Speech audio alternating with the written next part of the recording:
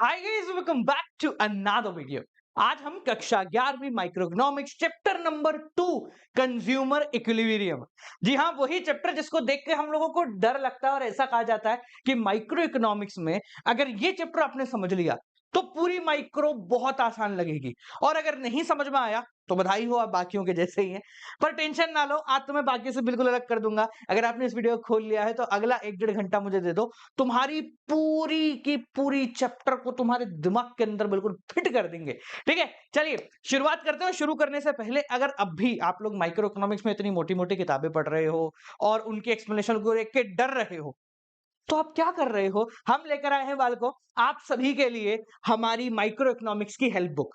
ये ऐसी help book है जिसका मकसद है आप सभी की प्रॉब्लम को सॉर्ट करना, और इसकी आप मोटाई चौड़ाई देख सकते हो। इसके अंदर पूरी एक्सप्लेनेशन भी है, इंपॉर्टेंट क्वेश्चंस भी हैं, एमसीक्यू भी है और प्रीवियस ईयर पेपर्स भी हैं। मतलब एक्स वाई जेड सब कुछ आपको इस एक छोटा पैकेट के अंदर मिल रहा होगा। इसको अपनी वेबसाइट या फिर अमेज़न कहीं से भी ले सकते हो। दोनों का लिंक डिस्क्रिप्शन में मैंने दिया हुआ है, जाके ले लेना। पर उससे पहले अपनी कुर्सी की पेटी टाइट कर लो, क्योंकि बहुत इंपॉर्टेंट और मेरे हिसाब से सबसे ज्यादा इंटरेस्टिंग चैप्टर है कंज्यूमर इक्विलिब्रियम। चलिए लेट्स गेट स्टार्टेड।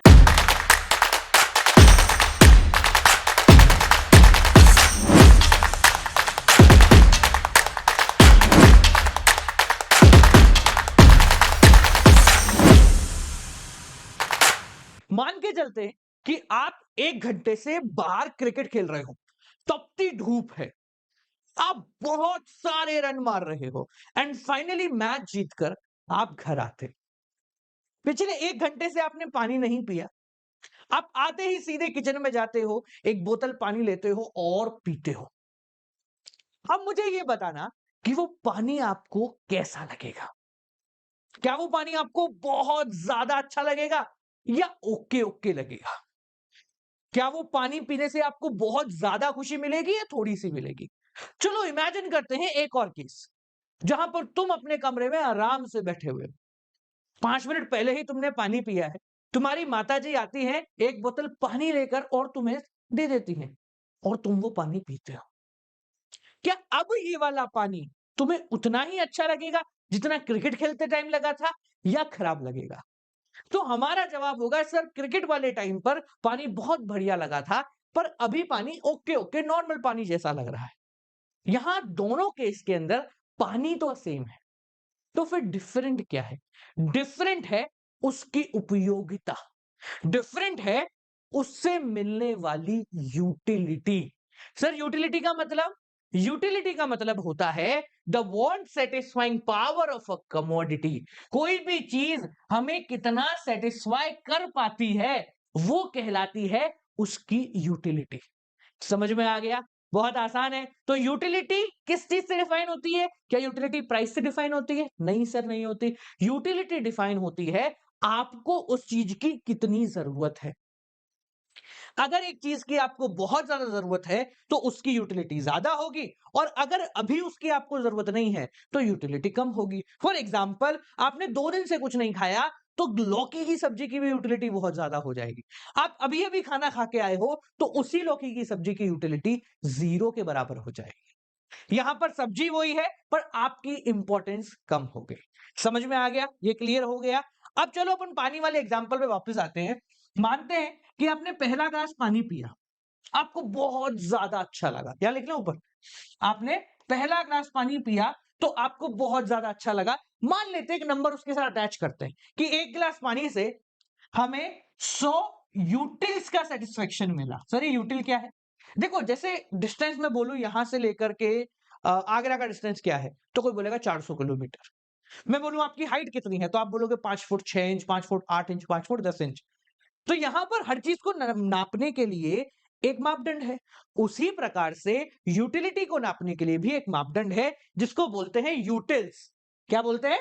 यूटिल्स। तो पहला ग्लास आपने पानी पिया, आपको बहुत प्यास लग रही थी, तो उससे मिली आपको 100 यूटिल्स का सेटिस्फेक्शन। अब आपने दूसरा ग्लास पानी पिया, 1 गिलास पानी आप ऑलरेडी पी चुके हो, थकान मिट चुकी है थोड़ी सी। अब चलो एक और ग्लास पानी पिया। अब क्या होगा? प्यास तो लग रही है, पर पानी क्या उतना ही अच्छा लगेगा जितना पहला ग्लास लगा था?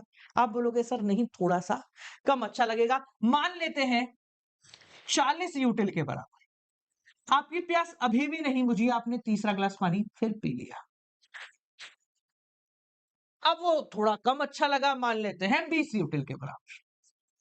तो इन टोटल आपने बाहर से खेल के आने के बाद 3 ग्लास पानी पिया है और तीनों ग्लासों से जोड़कर आपको कितना सेटिस्फेक्शन मिला है?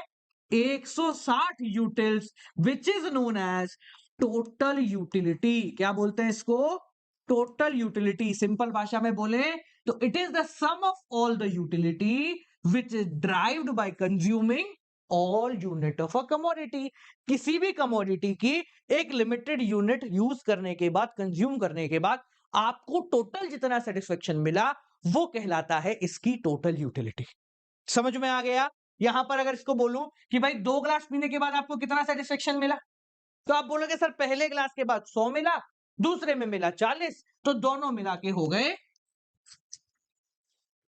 140। क्या सही बात है? इजी है ना? ये इसी तरीके से है कि पहले खिलाड़ी ने 100 रन बनाए, दूसरे खिलाड़ी ने बनाए 40। मैं आपसे पूछ रहा हूं कि 2 विकेट आउट होने के बाद रन कितने हैं, तो आप क्या बोलोगे? सर 100 इसके, 40 इसके, टोटल हो गए 140। सिंपल, आसान है, इजी है। तो इसको लेकर एक दो फॉर्मूले इन्होंने बनाए हैं, वो फॉर्मूले बता देता हूं, बहुत आसान है। TU is equal to summation of MU। अब इसको समझने के लिए पहले आपको MU समझना पड़ेगा, तो MU से पहले एक और फॉर्मूला देख लो। TU is equal to U1 plus U2 plus U3 up to so on UN। क्या बोला? U1 मतलब utility by unit 1, utility by unit 2, utility by unit 3 up to so on N, up to so on N। N मतलब जितनी भी आप लो, आप 10 glass पानी P low तो हम 10 ग्लास के निकाल देंगे, 8 पानी पियो तो हम 8 के निकाल देंगे। समझ में आ गया? क्लियर हो गया? अब अगले स्टेप पे जाते हैं। तो हमने ये समझ लिया कि भैया सारी यूटिलिटी जोड़ने से टोटल यूटिलिटी आ जाती है। अब मैं तीसरी टर्म के बारे में बात करता हूं, मार्जिनल यूटिलिटी। अब ये जो मार्जिनल शब्द है, इसकी बहुत प्यारी कला है, ये आपको हर जगह देखने को मिलेगा। इसका मतलब होता है अगला, और कुछ नहीं है, इसका मतलब होता है नेक्स्ट। तो what is marginal utility? It is the additional utility, अगली यूटिलिटी, एक और यूटिलिटी जो आपको मिली है। क्यों मिली है? क्योंकि आपने एक और यूनिट कंज्यूम करी है। सादा भाषा में अगली यूनिट कंज्यूम करने के बाद आपको कितना सेटिस्फेक्शन मिला, वो कहलाती है मार्जिनल। जैसे मैं बोलूं पहला विकेट आउट होने के बाद दूसरे विकेट ने कितने रन बनाए, तो आप बोलोगे साहब दूसरे विकेट ने 40 रन बनाए, तो मार्जिनल हो गया 40। सादा भाषा में हर एक इंडिविजुअल ने कितना कितना काम किया, वो उसका मार्जिनल कहलाता है। इजी हो गया। मैं बोलूं 2 विकेट 140 रन पे हो गए, अब तीसरा विकेट के लिए कितने रन की पार्टनरशिप बनी, आप बोलोगे साहब 20 के। सादा भाषा, ठीक है। इसको निकालने का तरीका क्या है? इसको निकालने का तरीका होता है change in TU upon change in U। क्या बोला? Change in TU upon change in U। यानी कि U की जगह आप चाहो तो आपकी किताब में क्वांटिटी होगी तो आप Q कर सकते हो इसको। क्वांटिटी मतलब कितना? 2 से 3, यानी कि 1 यूनिट बदली। अगर मैं यहां बोलूं कि साहब ये बताओ कि सेकंड यूनिट के लिए कितने रन बनाए हैं, तो आप क्या बोलोगे? सर देखो, पहले पे 100 थे, दूसरा विकेट आउट होने के बाद 140 हुए, तो 140 माइनस 40, यानी कि हमारे खिलाड़ी ने बनाए 40 रन। कितने खिलाड़ी थे? एक ही खिलाड़ी था सर। पहले 2 खेल आउट हो गए थे, पहले एक था, तो 2 माइनस 1 1। समझ गए? एक और फॉर्मूला है TUN माइनस TUN माइनस 1। बहुत सिंपल फॉर्मूला है, ध्यान से समझ लो इसको। TUN मतलब मान लो थर्ड यूनिट पे आपको निकालना है कि ये बताओ कि मार्जिनल यूटिलिटी ऑफ यूनिट 3 कितना है, मतलब तीसरे ग्लास पानी से कितना सेटिस्फेक्शन मिला। आप बोलोगे सर 20 मिला है। अरे हाँ, यही मार्जिनल है, कुछ और नहीं है, यही मार्जिनल है। पर जस्ट इन केस आपको ये नहीं गिवन हो, मान लेते ये नहीं पता, हमें पता है ये और हमें पता है ये, कि 3 ग्लास पीने के बाद मिला 160, जबकि 2 ग्लास पीने के बाद मिला था 140, तो आप इजिली निकाल सकते हो 20। बच्चों वाली बात है, पर समझने के लिए समझा रहे हैं, क्योंकि क्या होता है जब अपन आगे बढ़ते हैं ना, तो अपन मार्जिनल यूटिलिटी कुछ अलग ही समझ जाते हैं। सर इसका मतलब ये कोई मतलब नहीं, ये सिंपल भाषा में है कि अगला आने वाला व्यक्ति या अगला ग्लास कितना सेटिस्फेक्शन दे रहा है। ठीक है, अब इसके डायग्राम पे आते हैं और एक लॉ समझेंगे।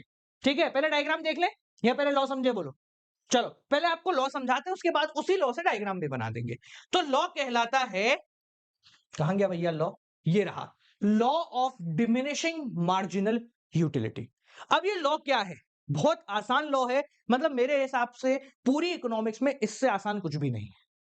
ये लॉ क्या कहता है कि अगर आप किसी भी चीज को कंज्यूम कर रहे हो तो हर एक यूनिट के बाद जो अगली यूनिट आप कंज्यूम करोगे उस पर सेटिस्फेक्शन कम होता जाएगा, चाहे दुनिया की कोई सी भी चीज कोई सी भी व्यक्ति को ले लो। मतलब क्या है, मतलब बड़ा आसान है। जैसे देखो, आपने पहला ग्लास पानी पिया तो आपको 100 यूनिट का सेटिस्फेक्शन मिला, दूसरा पिया तो 60, तीसरा पिया तो 40, चौथा पिया तो 20। ये लगातार कम ही होगा। क्यों कम होगा? क्योंकि पहला यूनिट का कंज्यूम करने के बाद या कंजम्पशन करने के बाद हम थोड़ा सा सेटिस्फाइड हो गए, तो अगली बार क्या होगा, कम होगा। ठीक है, इसका एक और एग्जांपल लो, मान लो तुम अपनी गर्लफ्रेंड के साथ बाहर चले गए। जब तुम पहली बार बाहर जाओगे तो तुम्हें बहुत ज्यादा अच्छा लगेगा, पहली बार, ठीक है, पर दूसरी बार जाओगे तो अच्छा तो लगेगा, पर पहले के मुकाबले थोड़ा कम लगेगा, क्योंकि वो थोड़ा सा कॉमन हो गया। तीसरी बार जाओगे तो और कम, चौथी बार जाओगे तो और कम, 10वीं बार तो बोलोगे जाए कि नहीं जाए। तो ये जो बिहेवियर है ये सबके साथ होता है और ये कानून है। क्या कहता है ये कानून? When a consumer consume a particular commodity, जब भी कोई कंज्यूमर किसी पर्टिकुलर कमोडिटी को कंज्यूम करता है, मतलब यूज करता है, खाता है, पीता है कंटिन्यूअसली, ये शब्द बहुत जरूरी है, कंटिन्यूअसली मतलब लगातार, then the utility derive from each successive unit, जो हर अगली यूनिट से मिलने वाली यूटिलिटी है वो लगातार कम होती जाएगी। समझ में आ गया? इजी है। देखो अब डायग्राम देखें, देख लो भैया। तो ये मान लेते हैं हमारा एक शेड्यूल है, ये यूनिट है 1 2 3 4 5, ये मान लेते हैं 100 है, 80 है, 40 है या 60 है, 40 है, 20 है, 0 है। ठीक है, तो ये मान लेते हैं भाई, पहले पे अगर मुझे 100 मिल रही थी तो दूसरे पे मान लेते हैं 60 मिल रही है, तीसरे पे ये, चौथे पे ये और पांचवे पे ये। क्या बनाया सर? ये कहलाता है मार्जिनल यूटिलिटी। अगर इसको आप इसमें प्लॉट करोगे तो ध्यान से देखना, हम यहाँ पर एक शेड्यूल बना रहे हैं, बहुत काम का शेड्यूल है बेटा। देखो ये मान लेते हैं यूनिट्स है या क्वांटिटी है, ये है मार्जिनल यूटिलिटी। तो पहला ग्लास पानी पीने के बाद आपको 100 का सेटिस्फेक्शन मिला, दूसरा पीने के बाद आपको 60 का सेटिस्फेक्शन मिला, तीसरा पीने के बाद आपको 20 का सेटिस्फेक्शन मिला।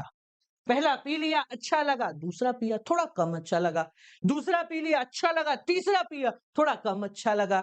अब 3 के बाद मेरा पेट भर गया, पर जबरदस्ती किसी ने पिला दिया तो क्या होगा? और कम अच्छा लगेगा, यानी यूटिलिटी कितनी हो गई? शून्य।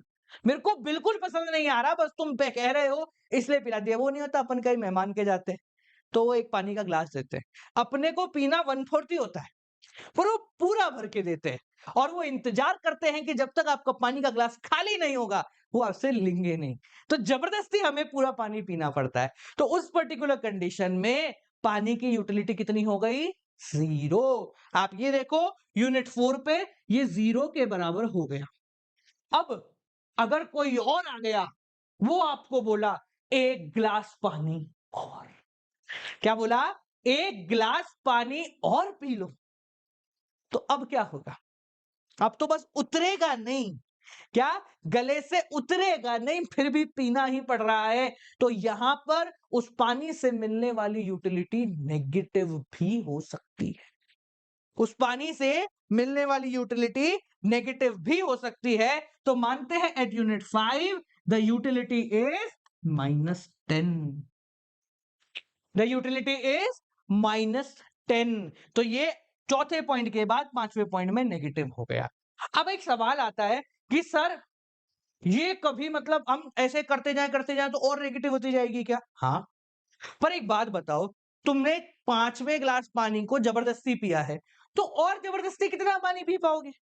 तो यहां पर केस आता है कि कंज्यूमर ज्यादा से ज्यादा बस इतना ही जा पाएगा, इसके बाद तो उसकी श्रद्धा नहीं है, क्योंकि अगर श्रद्धा होती तो यूटिलिटी पॉजिटिव होती।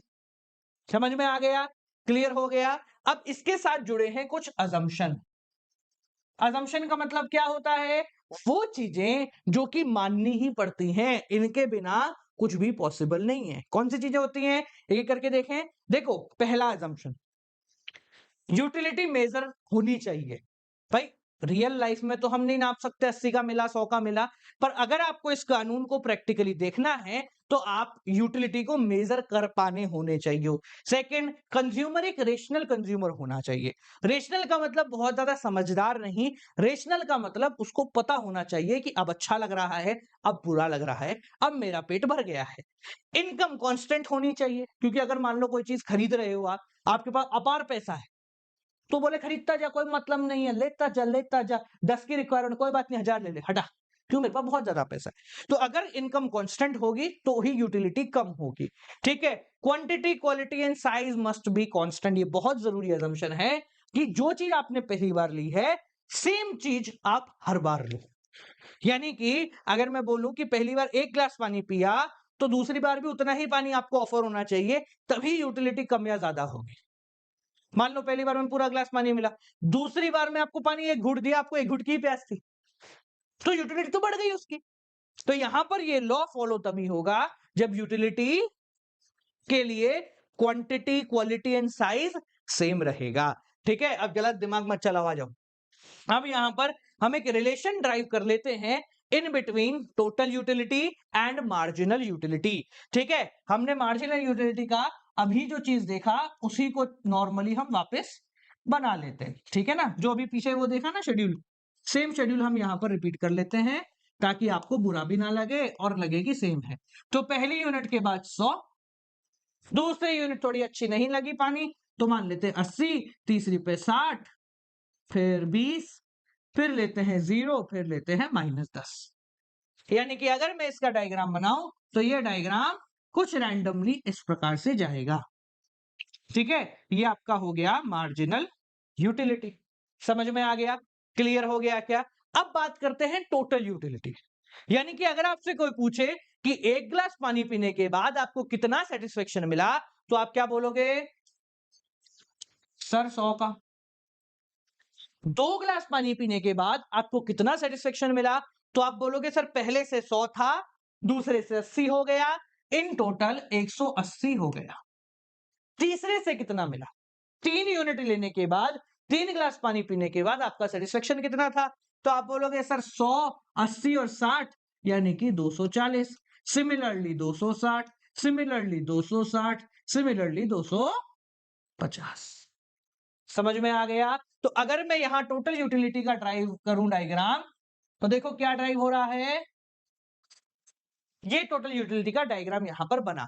अगर हम इसको ध्यान से देखें बेटा, ये जो पॉइंट है, ये वो पॉइंट है जहां पर मार्जिनल यूटिलिटी 0 है, तो टोटल यूटिलिटी मैक्सिमम है। जहां पर मार्जिनल यूटिलिटी 0 है, वहां पर टोटल यूटिलिटी मैक्सिमम है। अब इसके बाद टोटल यूटिलिटी गिरेगी ही गिरेगी। ठीक है, इस डायग्राम से 2-3 चीजें समझ में आती है, वो समझ लो। जब टोटल बढ़ेगा, मार्जिनल कम हो। अपोजिट ले लें, जब मार्जिनल कम होगा, टोटल बढ़ेगा। जब मार्जिनल 0 हो जाएगा, तो टोटल मैक्सिमम हो जाएगा। मार्जिनल 0 हो गया, टोटल मैक्सिमम 260 का 260 हो गया। जैसे ही मार्जिनल नेगेटिव होगा, टोटल गिरने लग जाएगा। एक सवाल आता है कि क्या सर टोटल गिरता गिरता कभी 0 के पास आ पाएगा? तो मेरा जवाब है नहीं। क्यों नहीं आ पाएगा? क्योंकि आप यहीं पे नेगेटिव यूटिलिटी ले रहे हो, यहीं पे आप उस चीज को छोड़ने के लिए तैयार हो, तो आप उसको बार बार कंज्यूम क्यों करोगे?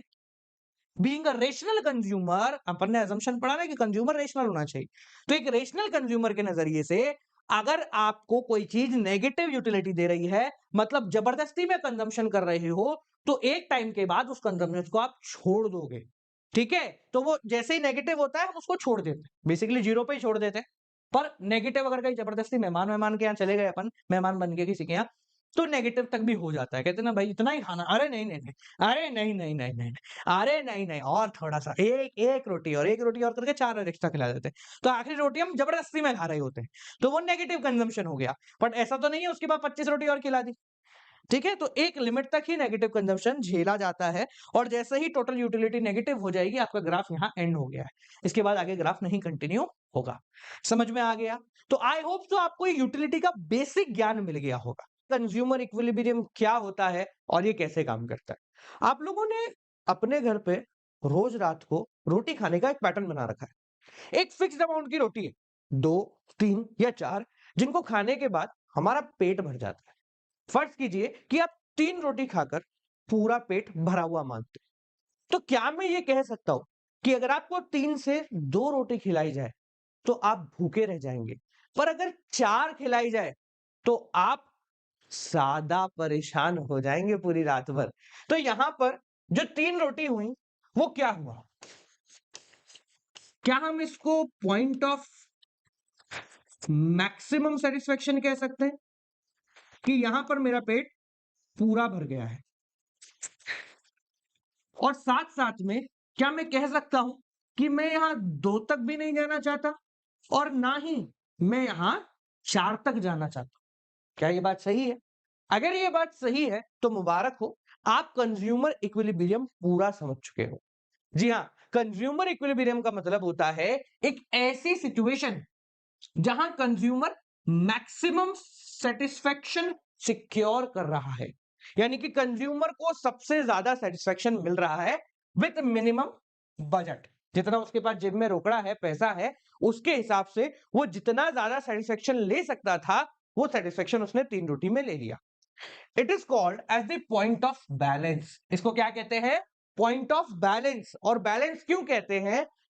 क्योंकि the consumer does not want to change the level of satisfaction. क्योंकि हमारा कंज्यूमर इस लेवल ऑफ सेटिस्फेक्शन को चेंज नहीं करना चाहता। आप उसको एक रोटी और दो, वो मना कर देगा, पर एक रोटी कम दो तो और मांगेगा। तो इसलिए जो यूनिट 3 है वो क्या हो गया? Point of maximum satisfaction. Hence it can be derived as the quantity of output. ये क्या कहलाता है? उतनी quantity of output at which the consumer maximize his satisfaction। समझ में आ गया क्या? क्लियर हो गया क्या? अब एक बात को समझो। हो सकता है कि हम घर पे बैठे हैं और हमारे पास खाने को सिर्फ एक रोटी सब्जी है, तो हम एक ही रोटी सब्जी में, मतलब उसी एक ही ऑप्शन के अंदर अपना सेटिस्फेक्शन ढूंढेंगे से यस और नो। पर ऐसा भी तो हो सकता है कि आप किसी और के घर मेहमान बन के गए हो, वहां पर दो दो ऑप्शन होते हैं। आप किसी शादी में गए हो जहां पर पूरा बुफे लगा है, तो हर जगह सेटिस्फेक्शन अलग अलग होता है। फॉर एग्जाम्पल अगर शादी के बुफे की बात करें तो वहां हम ये नहीं चाहते कि कोई एक चीज भरपेट खा ले, वहां हम चाहते हैं कि हर एक चीज का थोड़ा थोड़ा सा स्वाद लें। उसी प्रकार से यहां पर सेटिस्फेक्शन की चाह और सेटिस्फेक्शन का मतलब दोनों बदल जाता है। तो आज जो हम बात कर रहे हैं वो है इन केस ऑफ वन कमोडिटी, यानी कि आप सिर्फ एक ही चीज खाने के लिए बाजार में जा रहे हैं। ठीक है जी, तो चलो देखते हैं what is the case of consumer equilibrium in case of one commodity. इसकी बड़ी बड़ी बातें करने से पहले एक छोटे से एग्जांपल से मैं इस पूरे कॉन्सेप्ट को यूं खत्म करता हूं। देखो, फॉर एग्जांपल मान लो कि आप बाजार में एक पेन लेने गए हैं। क्या लेने गए हैं? एक पेन लेने गए। ठीक साहब, पेन की कीमत है 10 रुपए। अब वो कीमत हमेशा 10 रुपए ही रहेगी। आप 1 लो, 2 लो, 3 लो, 4 लो या 5 लो या 6 लो, पेन की कीमत तो उतनी की उतनी रहेगी। मैं आपको बोलता हूं, या चलो पेन तो बड़ा बोरिंग सा हो गया, अपन है ना आइसक्रीम खाने चलते हैं बढ़िया सी, जो जो आपको पसंद हो। मेरे को तो चोकोबार पसंद है, तो चोकोबार, मैंगो बार और ये और वो जो भी आपको पसंद हो, वो आइसक्रीम आप दिमाग में सोच रहे हो 10 रुपए की है। ठीक है। अब क्योंकि मैंने वो आइसक्रीम बहुत दिनों बाद खाई है, तो मुझे उससे क्या मिलेगा? अच्छा सैटिस्फैक्शन मिलेगा। क्या मिलेगा? अच्छा सैटिस्फैक्शन मिलेगा। मैं मानता हूं कि मुझे उससे 50 यूनिट का सैटिस्फैक्शन मिला। इसको ऐसे समझो कि आपने 10 रुपए दिए और बदले में 50 रुपए की आइसक्रीम मिल रही है। क्या करोगे? अरे आड़ दे। क्या कह रहा है? अरे आड़ दे, लगातार फटाफट आड़ दे। आपने आइसक्रीम खा ली। अब जब आपने आइसक्रीम खा ली तो आपकी इच्छा वापस करी, मैं एक और आइसक्रीम खाऊंगा, एक बार और ये ट्रेड करूंगा, क्योंकि 10 के बदले अगर 50 मिल रहा है तो लगातार करते रहो। तो फिर आपने क्या करा? सेकंड आइसक्रीम मंगाई। अब एक चीज याद रखना, हमने पिछली वीडियो में देखा था LDMU, law of diminishing marginal utility, जो कहता है कि अगर आपने एक बार किसी चीज को कंज्यूम कर लिया है तो उसकी अगली बार जब आप कंज्यूम करोगे तो आपका लेवल ऑफ सेटिस्फेक्शन कम होता जाएगा। तो जब मैंने दूसरी बारी आइसक्रीम मंगाई तो अब मुझे वो थोड़ी कम अच्छी लगी, मानते हैं कि मुझे उससे 30 का सेटिस्फेक्शन, कितने का मिला? 30 का। पर सौदा अभी भी फायदे का है, 10 रुपए खर्च करके 30 यूनिट का सेटिस्फेक्शन ले रहे हो, यानी 10 रुपए खर्च करके 30 रुपए का सामान ले रहे हो। महिलाएं तो भागना शुरू हो गई, चलो शॉपिंग करेंगे। अच्छी बात है ना भाई, 10 के बदले 30 मिल रहा है तो करते रहो। अब आपने एक और खरीदी, अब क्योंकि आप पहले 2 खा चुके हो, अब आपको 10 के बदले मिल रहा है 20। क्या ये अच्छा है? अरे सर बहुत अच्छा है, क्या दिक्कत है? 10 के बदले 20 का सेटिस्फेक्शन मिल रहा है, एक और ले लेते हैं। आपने एक और ली, अब 10 के बदले 10 मिल रहा है। सौदा अभी भी बुरा नहीं है, यही सौदा पहले से होना चाहिए था। भाई 10 रुपए खर्च कर रहे हो तो 10 रुपए के बराबर का सेटिस्फेक्शन आप पा लो। आपने कहा एक लालच और करते हैं, आपने अगली बार उसको 10 रुपए दिए और बदले में उसने आपको 8 रुपए के सेटिस्फेक्शन वाली आइसक्रीम पकड़ा दी। क्या आप लोगे?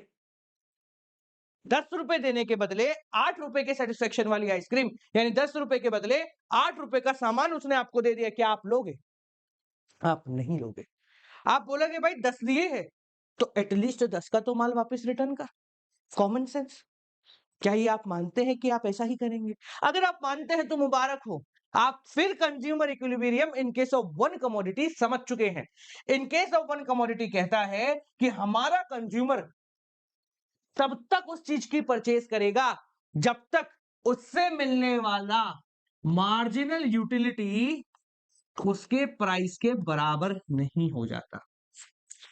देख लो यहीं पे यही लिखा है, इन case of single commodity the consumer is in equilibrium at the quantity of unit eight which marginal utility of good x, मतलब अगली यूनिट से मिलने वाला सेटिस्फेक्शन किसके बराबर हो जाए? Is equal to the price of good x.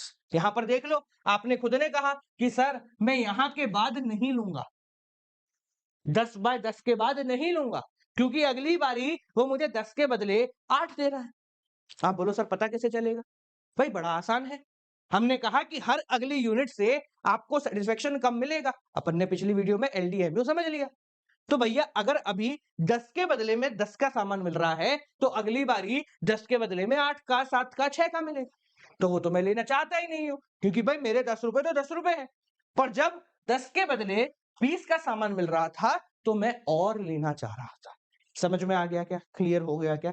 तो हमारा कंज्यूमर किसी भी सामान को तब तक खरीदेगा जब तक उससे मिलने वाला सेटिस्फेक्शन उसके प्राइस के बराबर नहीं हो जाता, क्योंकि ये हमारे इंडियंस की और पूरी दुनिया की मेंटेलिटी है कि जितना खर्च किया है अगर उससे ज्यादा का फायदा मिल रहा है तो और लेते जाओ। इसीलिए दुनिया में सेल का कॉन्सेप्ट आया है।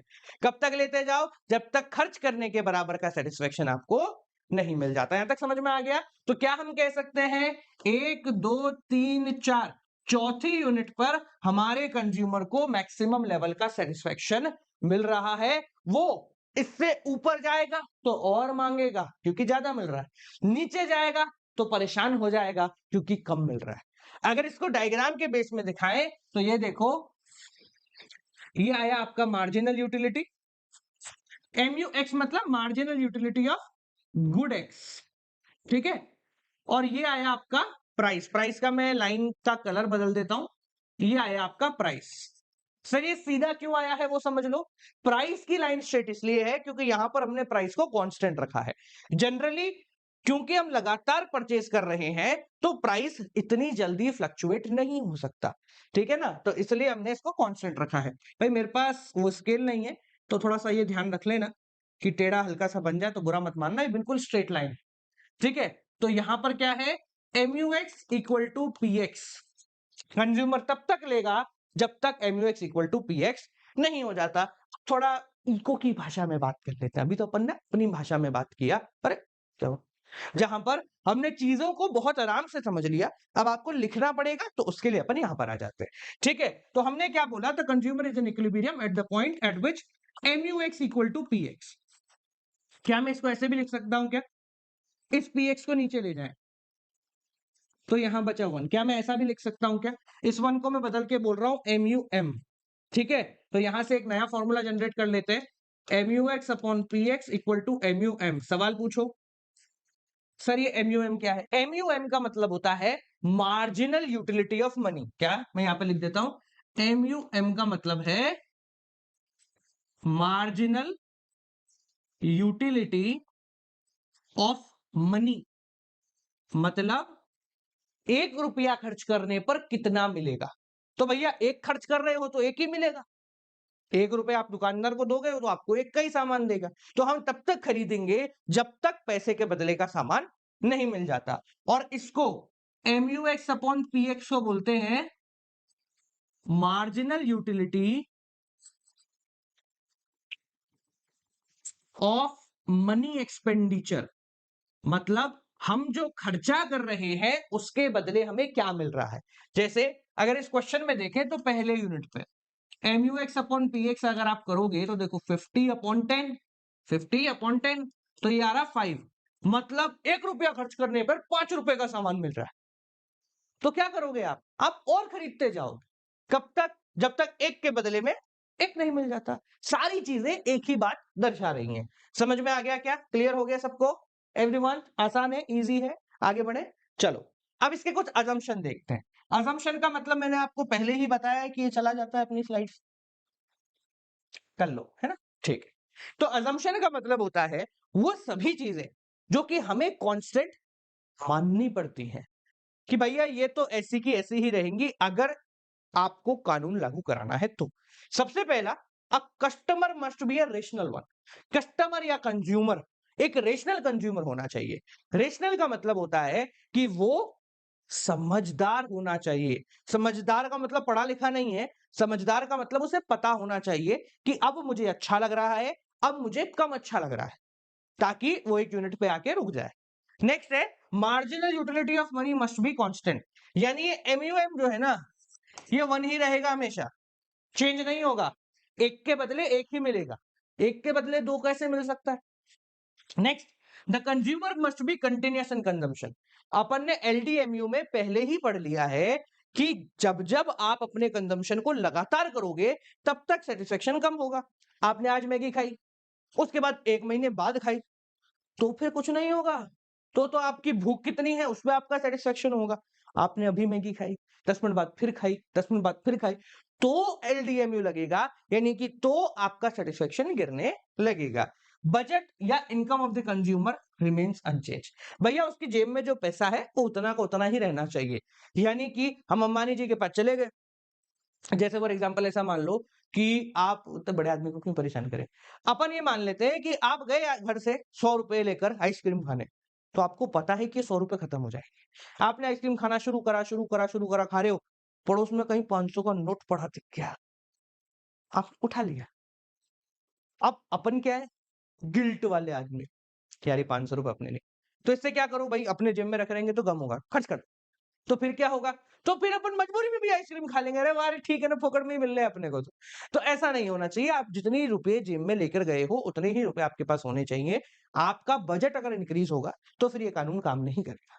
ठीक है, अब जाते जाते एक सवाल मैं आपसे पूछता हूं, एक बात बताओ, अगर कोई चीज आपको 0 रुपीज में दे दी जाए, यानी फ्री में दे दी जाए, तो आप उसको कब तक खाओगे। कोई चीज अगर आपको बिल्कुल फ्री में दे दी जाए तो आप उसको कब तक खाओ। जवाब बड़ा आसान है, सर तब तक खाएंगे जब तक हम उससे पूरी तरीके, क्या हो रहा भाई, जब तक हम उससे पूरी तरीके से संतुष्ट नहीं हो जाते।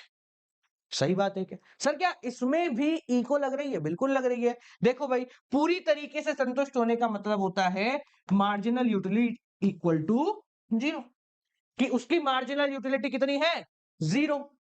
और भैया प्राइस तो फ्री है, तो हम उसको कब तक खा रहे हैं, जब तक उसका MUX 0 नहीं हो जाता, क्योंकि प्राइस भी कितना है, 0 है।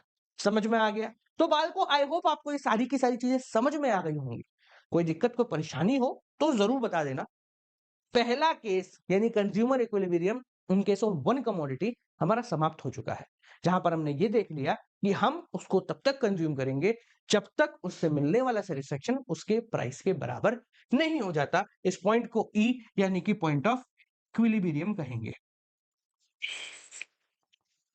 अब तक इस चैप्टर में हमने दो तीन चीजें पढ़ ली। पहली, यूटिलिटी, टोटल यूटिलिटी और मार्जिनल यूटिलिटी क्या होता है। Second, law of diminishing marginal utility, यानी किसी भी चीज को अगर हम लगातार कंज्यूम करेंगे तो उससे मिलने वाला सेटिस्फेक्शन कम होगा। और तीसरा, जब हम एक ही चीज को कंज्यूम करते हैं तो हमें इक्विलिब्रियम कहां मिलता है। अब कहानी पूरी तरीके से बदल चुकी है। अब आप पहुंच चुके हैं एक शादी के अंदर। अब जब आप शादी में पहुंच गए तो आपके सामने है 25-30 स्टॉल, बहुत सारा बुफे, आइसक्रीम और स्टार्टर और पता नहीं क्या-क्या। तो मेरा सवाल आपसे बड़ा सिंपल है, आप क्या करेंगे? आप सब चीज़ों को ट्राई करेंगे थोड़ा-थोड़ा, थोड़ा-थोड़ा, या फिर आपकी फेवरेट चीज़ सिर्फ उसी को खाएँगे, बाकी सबको जाने देंगे? तो यहां पर कहानी पलट गई कुछ इस प्रकार से कि अब जो हमारा रेशनल कंज्यूमर है यानी समझदार कंज्यूमर है, वो ये नहीं देखेगा कि मुझे अगर पास्ता सबसे ज्यादा पसंद है तो मैं 10 प्लेट पास्ता खा लूं। वो ये देखेगा कि मेरे पास 50 ऑप्शन है तो मैं सारे ऑप्शंस को थोड़ा-थोड़ा खाऊं। जो ऑप्शन मुझे ज्यादा पसंद है, ध्यान से सुनना मेरी बात को, यही छुपा है मेन खेल। जो ऑप्शन मुझे ज्यादा पसंद है, फर्ज कीजिए मुझे व्हाइट पास्ता बहुत ज्यादा पसंद है, तो मैं उसकी आधी की जगह 1 प्लेट या 1 की जगह 1.5 प्लेट खा लूंगा, पर मैं ट्राई सब कुछ करूंगा। तो ये क्या हुआ? ये हुआ एक रेशनल कंज्यूमर का बिहेवियर। तो कहानी यहां पे भी यही है कि आपके पास है बहुत सारे ऑप्शन, आप पहुंच चुके हैं किसी चौपाटी पे जहां पर 1 2 3 4 5 6 7 8 9 10 पता नहीं कितने ही ऑप्शन आपके सामने अवेलेबल है। हम समझने के लिए यहां पर दो ऑप्शन पकड़ लेते हैं, क्योंकि 10 ऑप्शन अगर एक साथ समझेंगे तो खिचड़ी बन जाएगा। तो दो ऑप्शन समझते हैं, पर ध्यान रखना ये केस 2 3 4 5 6 7 8 10 में ऐसे ही चल रहा होगा। ठीक है, तो मान लेते हैं कि हमारा कंज्यूमर है वो बाजार में गया, उसकी जेब में है 60 रुपए। कितने रुपए हैं? हमारे पास है 60 रुपए। ठीक है, अब जब हमारी जेब में 60 रुपए हैं तो हम बाजार में गए और दो ठेले हमारे सामने पड़े हैं। दोनों ठेलों में से नाम दे देते हैं भाई, एक 10 रुपए एक 5 रुपए पकड़ लेते हैं। 10 रुपए 5 रुपए पकड़ेंगे तो 10 रुपए की कोई चीज और 5 रुपए की कोई चीज पकड़ते हैं। क्या पकड़े बोलो? 10 रुपए का हम पकड़ते हैं, चलो मोमोज पकड़ लेते हैं तुम्हारे, मोमोज। और 5 रुपए के पकड़ते हैं हम आइसक्रीम। ठीक है, दैट्स विल बी बेटर। तो 10 रुपए के मोमोज और 5 रुपए की आइसक्रीम, या मोमोज भी छोड़ो, थोड़े देसी पे आते हैं अपन। ठीक है, यहाँ पे लेते हैं गोलगप्पे। गोलगप्पे, ठीक है, इसको अलग अलग प्रांतों में अलग अलग नाम से बोलते हैं, तो आपके यहाँ पर पानी के बताशे, गोलगप्पे, टिकिया जो भी बोलते हो वो चल जाएगा। ठीक है जी, तो आपके पास है 60 रुपए, गोलगप्पे और आइसक्रीम, ये दोनों आपको खानी है। पहले कॉन्सेप्ट समझ लेते हैं, फिर अपन खाने पे चलते हैं। तो भाई क्या कहता है? तो कंज्यूमर इक्विलिब्रियम कंडीशन ये कहता है कि अगर आप दो या दो से ज्यादा चीजें खाने जा रहे हैं, कंज्यूम करने जा रहे हैं, तो आप ये नहीं देखोगे कि प्राइस के बदले में कितना सेटिस्फेक्शन मिल रहा है। आप ये देखोगे कि दोनों से पर यूनिट मिलने वाला सेटिस्फेक्शन सेम होना चाहिए। फर्ज कीजिए कि मैं एक सामान ले रहा हूं जिससे मुझे 100 यूनिट का सेटिस्फेक्शन मिल रहा है और उसका प्राइस है 10 रुपए। ठीक है, कितना है? 10 रुपए उसका प्राइस है, और मैंने जब उसको खाया गोलगप्पे को तो मेरे को 100 यूनिट का सेटिस्फेक्शन मिला। तो यानी कि 10 यूटेज का सेटिस्फेक्शन मिला पर रुपी पे, बोलो हाँ या ना? अगर 10 रुपए खर्च करने पर 100 का सेटिस्फेक्शन मिल रहा है तो मैं ये मानूंगा कि हर 1 रुपया खर्च करने पर मुझे 10 का सेटिस्फेक्शन मिल रहा है। एक खर्च करने पे 10 मेरे पास आ रहे हैं। तो कंज्यूमर इक्विलिब्रियम की कंडीशन ये कहती है कि अगर आपको 1 से 10 मिल रहा है एक चीज से, तो आप दूसरी चीज को भी तब तक खाओगे जब तक आपको उससे भी 1 से 10 नहीं मिल जाता। इसको समझिए एग्जांपल से। पहले एक बेसिक इसका पॉइंटर या फिर इक्वेशन देख लो। इक्वेशन कहती है MUX अपॉन PX, यानी यूनिट एक्स से पर रुपी कितना मिल रहा है, ये बराबर होना चाहिए MUY अपॉन PY से, यानी दूसरी चीज जो आप खा रहे हो उसके। ऐसे समझो कि आपके सामने पास्ता और चाउमीन है शादी में, तो आपको पास्ता ज्यादा पसंद है तो आपको उससे ज्यादा सेटिस्फेक्शन मिलेगा। चाउमीन थोड़ी कम पसंद है तो उससे कम मिलेगा। तो आप उनको तब तक खाओगे पास्ता को और खाओगे। क्यों? क्योंकि मुझे ज़्यादा अच्छा लग रहा है। कब तक खाओगे? जब तक वो चाउमीन के बराबर नहीं आ जाता। ठीक है? इसको समझने के लिए हम एक एग्ज़ाम्पल देखते हैं। पहले एग्ज़ाम्पल पे आते हैं ताकि बेहतर समझो, फिर अपन वापस थ्योरी पे आ जाएँगे। तो हमारी जेब में है ₹60। हमारे पास 2 ऑप्शन है, एक है गोलगप्पे जो कि ₹10 के आते हैं और एक है आइसक्रीम जो कि ₹5 के आते हैं। ठीक है? फर्ज़ कीजिए कि हम बाज़ार में गए और हमने पहले गोलगप्पा खाया। तो क्योंकि गोलगप्पे बहुत दिनों बाद खाए थे, तो मुझे उससे मिले 100 का सैटिस्फैक्शन। ध्यान रखना, पहली प्लेट गोलगप्पा मैंने खाया ₹10 का, उससे मुझे मिला 100 यूटिल का सैटिस्फैक्शन। कितना है? 100 यूटिल। ₹10 खर्च करने पे 100 का सैटिस्फैक्शन मिला, तो मैं कह सकता हूं कि MUX/PX कितना है? 10, यानी 100/10 कितना हो गया? 10। यानी कि पर रुपया जो गोलगप्पे पे मैंने पहली प्लेट में खर्च करा, मुझे उससे मिला ₹10 का सैटिस्फैक्शन। ठीक है? अब मैंने जब एक प्लेट खा ली, तो दूसरी प्लेट खाए। दूसरी प्लेट खाई तो पहले के मुकाबले थोड़ा कम अच्छा लगा, तो 90 का सैटिस्फैक्शन मिला। प्राइस तो भाई उसका 10 का 10 ही है। इसी प्रकार से 80 का 8, 70 का 7, 60 का 6 और 50 का 5। यानी कि जब मैंने छठी प्लेट खाई तो मुझे मिला 50 का सैटिस्फैक्शन ₹10 खर्च करके। तो 50/10 यानी कि पर यूनिट कितना हो गया? 5। यहां तक समझ में आ गई टेबल? कोई दिक्कत, कोई परेशानी है? ठीक है?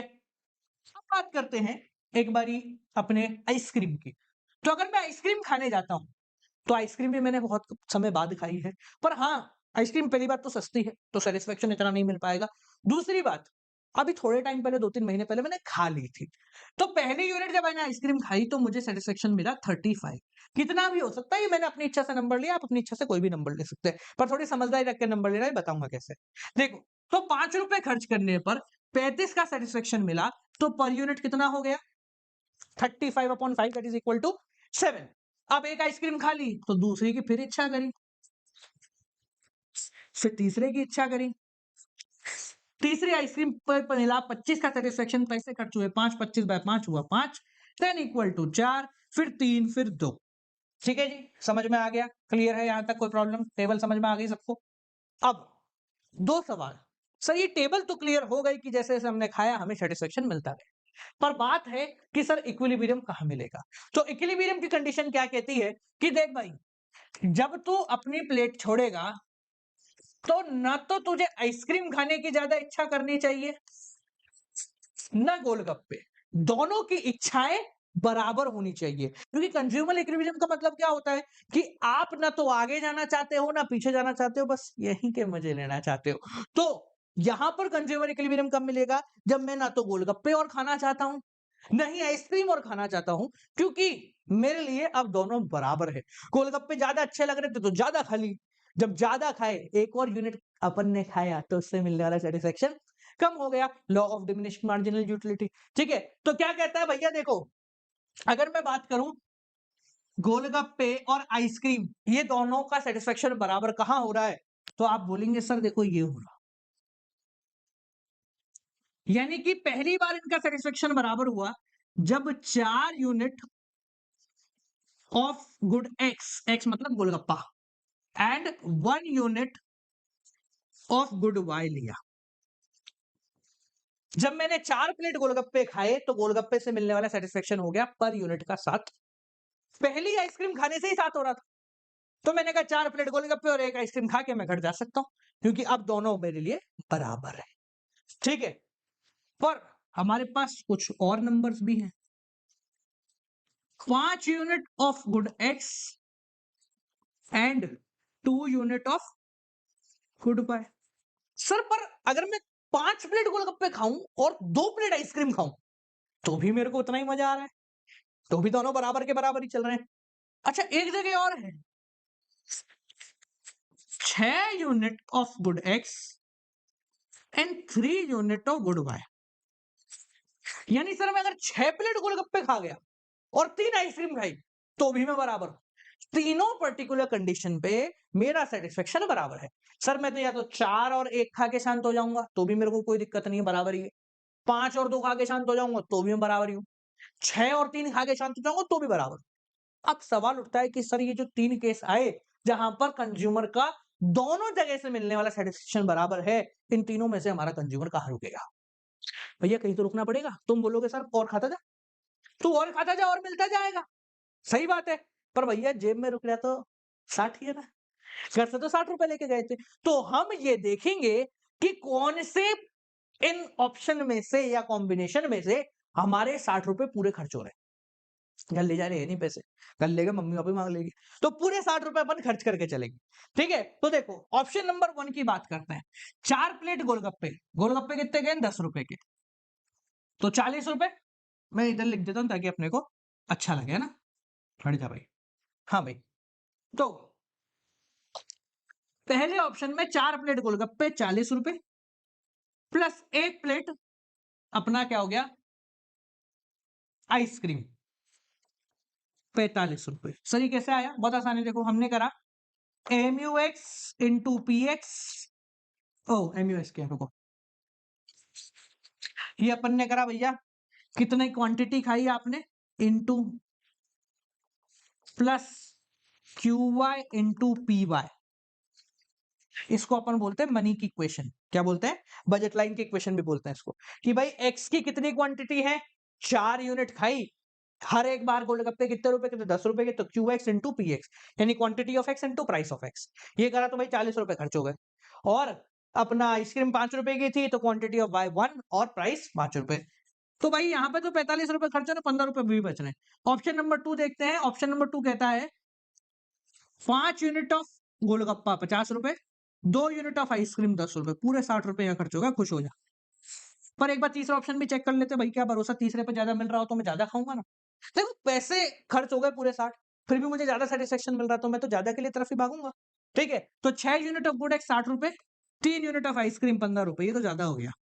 ये अपने बस की नहीं है, इस पे अपन रुकेंगे नहीं। तो कंज्यूमर कहाँ रुकेगा? कंज्यूमर बोलेगा कि भाई मुझे मेरा इक्विलिब्रियम मिलेगा at a point at which 5 unit of X and 2 unit of Y. अगर मैं ये खाता हूं तो मेरी जेब भी पूरी तरीके से खर्च हो जाएगी, साथ साथ में मुझे ये, जब मैं टेबल से उठूंगा तो मुझे कोई भी चीज ज्यादा अच्छी या ज्यादा बुरी नहीं लगेगी, क्योंकि जो मुझे ज्यादा अच्छा लगा था वो मैंने ज्यादा खा लिया। आप समझ गए? तो इसको बोलते हैं MUX अपॉन PX, यानी कि पर यूनिट एक्स से मिलने वाला satisfaction is equal to MUY upon PY equal to MUM, वही मार्जिनल यूटिलिटी ऑफ मनी। इस पर्टिकुलर कंडीशन में MUM 1 नहीं होगा क्योंकि मेरे पास बहुत सारे ऑप्शन हैं। यहां पर 3 ऑप्शन होते, 4 होते, 5 होते, 50 होते, तो भी हम क्या करते, इसी तरीके से देखते कि कहां पर सब सेम आ रहे हैं, फिर उसको बजट के सामने रखते और अपना आंसर निकाल लेते। इसमें कुछ वो देख लेते हैं कि भैया इनको क्या क्या बोलते हैं। तो इसको law of equi marginal utility बोलते हैं। क्या? इक्वी मार्जिनल मतलब हम सबके मार्जिनल को इक्वल कर रहे हैं, तो law of equi marginal utility बोलते हैं, लॉ ऑफ मैक्सिमम सेटिस्फेक्शन बोलते हैं, और गॉसिन का सेकंड लॉ बोलते हैं। गॉसिन व्यक्ति है जिसके दूसरे लॉ के नाम से भी इसको जानते हैं। तो सर गॉसिन का पहला लॉ कौन सा था? गॉसिन का पहला लॉ था law of diminishing marginal utility, कि किसी भी चीज को खाओ तो आपका सेटिस्फेक्शन कम होता जाएगा। समझ गए? अगर आपको ये चीज समझ में आ गई हो तो बधाई हो, आपको माइक्रो में कोई भी दिक्कत नहीं आने वाली। Consumer equilibrium in case of only two commodity, यानी कि एक ऑर्डिनल अप्रोच। देखो दो प्रकार की अप्रोच होती है, एक होती है कार्डिनल, एक होती है ऑर्डिनल। कार्डिनल मतलब जहां हम नंबर्स में काउंट कर सकते हैं, और ऑर्डिनल मतलब जहां नंबर नहीं चलते। जैसे मैंने आपको बोला गुड और वेरी गुड, इनमें से वेरी गुड बहुत अच्छा है और गुड उससे थोड़ा कम अच्छा है। पर अगर मैं आपसे पूछूं कितना कम अच्छा है, तो आप उसका जवाब नहीं दे पाओगे, क्योंकि very good is better than good, but how much हमें नहीं पता। इसको हम बोलते हैं ऑर्डिनल अप्रोच, जहां पर प्रेफरेंस दी जाती है कि ये पुराने वाले से बेहतर है। अब तक हमने जो कुछ भी पढ़ा उसके अंदर हमने यूटिलिटी को मेजर करना सीखा, कि पहले हमें 100 यूटिल का मिल रहा था, फिर 80 का मिल गया, फिर 70 का मिल गया। पर अगर मैं आपसे पूछूं क्या रियल लाइफ के अंदर हम किसी चीज को कंज्यूम करने के बाद उससे मिलने वाले सेटिस्फेक्शन को नंबर्स में लिख सकते हैं? आपका जवाब होगा सर आज तक तो हमने ऐसा कभी किया ही नहीं है। तो इकोनॉमिक्स में भी ये बात मानी गई है कि यूटिलिटी को नंबर्स में लिखना पॉसिबल नहीं है, ये तो सिर्फ ऊपर ऊपर की कहानियां हैं। और इन्हीं चीज को ध्यान में रखते हुए ऑर्डिनल अप्रोच का जन्म। तो ऑर्डिनल अप्रोच क्या है और कैसे काम करती है, ध्यान से देखना। जब ऑर्डिनल अप्रोच का हम इस्तेमाल करते हैं और उसकी मदद से इक्विलिब्रियम फाइंड आउट करते हैं, तब हमें एक ग्राफ की जरूरत पड़ती है और उस ग्राफ को नाम दिया गया है इंडिफरेंस कर्व। क्या बोला गया है? Indifference curve. इसका नाम देखना, इनडिफरेंस यानी कि नॉट डिफरेंस। एक ऐसा कर्व जिसके सारे पॉइंट्स पे सेटिस्फैक्शन बराबर है। इस चैप्टर में यहां से आगे जब हम चल रहे हैं तो हम कभी भी ये नहीं बोलेंगे कि इसको लेने से हमें 100 का सेटिस्फेक्शन मिला, 80 का मिला। हम ज्यादातर केसेस में ये बोलेंगे कि पहले बहुत अच्छा लगा, फिर थोड़ा कम अच्छा लगा, फिर थोड़ा और कम अच्छा लगा। समझ में आ गया? अब देखते हैं ये कर्व कैसा है। तो देखो भाई, ये कर्व बनता है कुछ इस प्रकार से। किस प्रकार से? इस प्रकार से। इसकी डेफिनेशन देखो, ये क्या बताता है? It is an alternative combination of consumption of two goods. हमने इससे पहले एक कर्व पढ़ा है जिसको हम बोलते थे पीपीसी, प्रोडक्शन पॉसिबिलिटी कर्व। एक ऐसा कर्व जो हमें यह बताता है कि हम कैसे कैसे प्रोडक्शन कर सकते हैं अगर हमारे पास सेम लेवल के रिसोर्सेज हैं तो। ठीक है, अब इंडिफरेंस कर्व की बात कर रहे हैं तो इंडिफरेंस कर्व हमें यह बता रहा है हम कैसे कैसे खा सकते हैं, कैसे कैसे कंजम्पशन कर सकते हैं। यानी it is an alternative combination of consumption of two goods. दो गुड है आपके पास, गुड वाई, गुड एक्स। ये दो गुड है हमारे पास और हमें इन दोनों का कंजम्पशन करना है।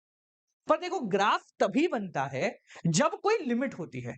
जैसे प्रोडक्शन पॉसिबिलिटी कर्व में लिमिट थी कि आपके पास रिसोर्सेज लिमिटेड है और उन रिसोर्सेज को ध्यान में रखते हुए हमने एक लाइन बना दी थी। ऐसे मैं लाइन बनाऊं यहाँ पे, ऐसे एक लाइन बना दी थी, तो वो बता रही थी कि ये जो लाइन है ये हमारे रिसोर्सेज हैं, कि हम इससे आगे नहीं बढ़ सकते। तो इंडिफरेंस कर्व का डायग्राम बनाने के लिए भी हमारे पास कोई एक लिमिट होनी चाहिए। तो इंडिफरेंस कर्व में जो लिमिट है वो होती है सेम लेवल ऑफ सेटिस्फेक्शन, कि हमारा सेटिस्फेक्शन सेम होना चाहिए। एग्जाम्पल के रूप में मैं आपको समझाता हूं, आप बेहतर समझ पाओ। मान लो हम बाजार में गए और हमारे सामने दो चीजें हैं, एक पाव भाजी है, एक मोमोज है।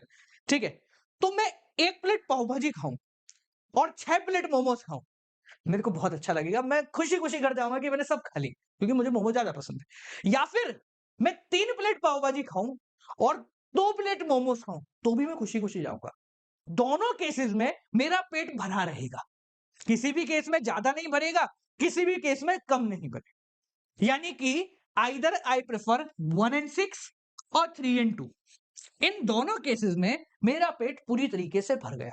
तो क्या हम ये कह सकते हैं कि दोनों केसेस में आपको सेम लेवल का सेटिस्फेक्शन मिला? क्या मिला है? सेम लेवल का सेटिस्फेक्शन मिला है। अब आपके दिमाग में एक सवाल आ रहा होगा कि सर 1 और 6 ये हो गया 7, 3 और 2 ये हो गया 5, ये कहां सेम है? सेम है बिल्कुल, क्योंकि हमने ये नहीं बोला है कि आप यूनिट उतनी ही खा रहे हो, हम ये बोल रहे हैं सेटिस्फेक्शन आपको ज्यादा मिल रहा है। मुझे पाव भाजी बहुत ज्यादा पसंद आ रही थी, तो मैंने जैसे ही एक प्लेट और खाई मुझे बहुत अच्छा सेटिस्फेक्शन मिला। ठीक है, तो हम कह सकते हैं कि भाई पाव भाजी से ज्यादा सेटिस्फेक्शन मिल रहा है, इसलिए पाव भाजी खाने के बाद मोमोज की कम जरूरत पड़ रही है। पॉसिबल है, से यस और नो? ठीक है, इसको और समझिए अभी अपन जब इंडिफरेंस करके प्रॉपर्टी करेंगे। अभी आप ऊपर ऊपर से इतना समझो कि इंडिफरेंस कर्व क्या है। एक ऐसा कर्व जो बताता है कि आप दो गुड्स को कंज्यूम कर रहे हो और इनको कंज्यूम करने के बाद आपका सेटिस्फेक्शन सेम है। सेम का मतलब, मान लो पॉइंट ए है, यहां पर आप इतना यूनिट ऑफ गुड y ले रहे हो और इतना यूनिट ऑफ x ले रहे हो, ऐसा मान लेते हैं, एक इसका 6 इसका। तो एग्जांपल के रूप में बता रहा हूं मैं, मान लो ये लेने से आपको 100 यूटिल का सेटिस्फेक्शन मिल रहा है। समझाने के लिए यूटिल वर्ड यूज किया, वैसे जरूरत नहीं पड़ती। तो अगर मैं पॉइंट बी की बात करूं, जहां पर हमारा y जो है वो कम हो गया, कितना हो गया? इतना हो गया, और x बहुत ज्यादा बढ़ गया, ये मान लेते हैं ये दोनों। तो यहां पर भी इन टोटल मुझे 100 का ही सेटिस्फेक्शन मिलेगा। ये कहलाता है इंडिफरेंस कर्व। तो इंडिफरेंट नाम क्यों है? Not different. ये लेवल का सेटिस्फेक्शन और ये लेवल का सेटिस्फेक्शन बिल्कुल सेम होगा। दोनों में फर्क क्या है कि यहां पर 1 यूनिट इसकी और 6 यूनिट इसकी चल रही थी, यहां पर 3 और 2 हो गए। यूनिट्स का डिफरेंट है, बाकी टोटल लेवल ऑफ सेटिस्फेक्शन हमेशा सेम रहेगा। तो इंडिफरेंस कर्व पे अगर कोई भी पॉइंट हो, चाहे यहां हो, यहां हो, यहां हो, यहां हो, कहीं भी हो, अगर इस कर्व पे है, इसका मतलब उस पर्टिकुलर पॉइंट पे सेम लेवल ऑफ सेटिस्फेक्शन चल रहा है जो बाकी पे होगा। अगर इस पे 100 है तो इस पे सब पे 100 होगा। बस फर्क क्या है कि मेरे को अगर एक गुड़ को खाना है तो दूसरे को मुझे कम करना पड़ेगा। अब इंडिफरेंस कर्व की कौन-कौन सी प्रॉपर्टीज हैं, उनको समझने के लिए एक लॉजिक है जो कि आपको दिमाग में बिठाना है। अगर आपने वो लॉजिक बिठा लिया, बहुत बढ़िया तरीके से सारी प्रॉपर्टी समझोगे। मैं इसको मिटा दूं, साइड ले लो, स्क्रीनशॉट ले लो, लेना है तो। बाकी नोट्स मिल जाएंगे डिस्क्रिप्शन में, है ना? देखो, ये मानते हैं हमारा इंडिफरेंस कर्व है, IC1, इंडिफरेंस कर्व 1। ये है मेरा ए यूनिट, ठीक है? मैं इतना y ले रहा हूं और इतना x खा रहा हूं। अब मेरी बात समझना, मैं x थोड़ा कम खा रहा हूं, मुझे लगा x और खाते हैं। तो एक चीज लॉजिक सोचो, अगर मुझे x और खाना है, मान लो मैंने एक प्लेट मोमोज और ले ली, तो उस प्लेट को लेने से मेरा सेटिस्फेक्शन बढ़ेगा? बोलो हाँ या ना? कोई भी चीज अगर कंज्यूम कर रहा हूं तो उससे मेरा सेटिस्फेक्शन अप जाएगा। यानी कि जैसे ही मैंने x को बढ़ा के मान लो इतना कर दिया, तो मैं यहां से x को यहां ले आया, तो अगर मैं यहां पर एक लाइन बनाता हूं तो ये तो बाहर निकल गई। बाहर निकल गई ना, देखो, अगर मैंने x को बढ़ा दिया तो बाहर निकल गई। मतलब अगर यहां पे मेरा 100 का सेटिस्फेक्शन था तो यहां पे मेरा मान लो 125 का हो जाएगा। तो गड़बड़ हो गई, सेटिस्फेक्शन ज्यादा हो गया, यानी कि मजा ज्यादा आ गया। हम ज्यादा मजा नहीं लेना, अपने को उतना ही मजा लेना।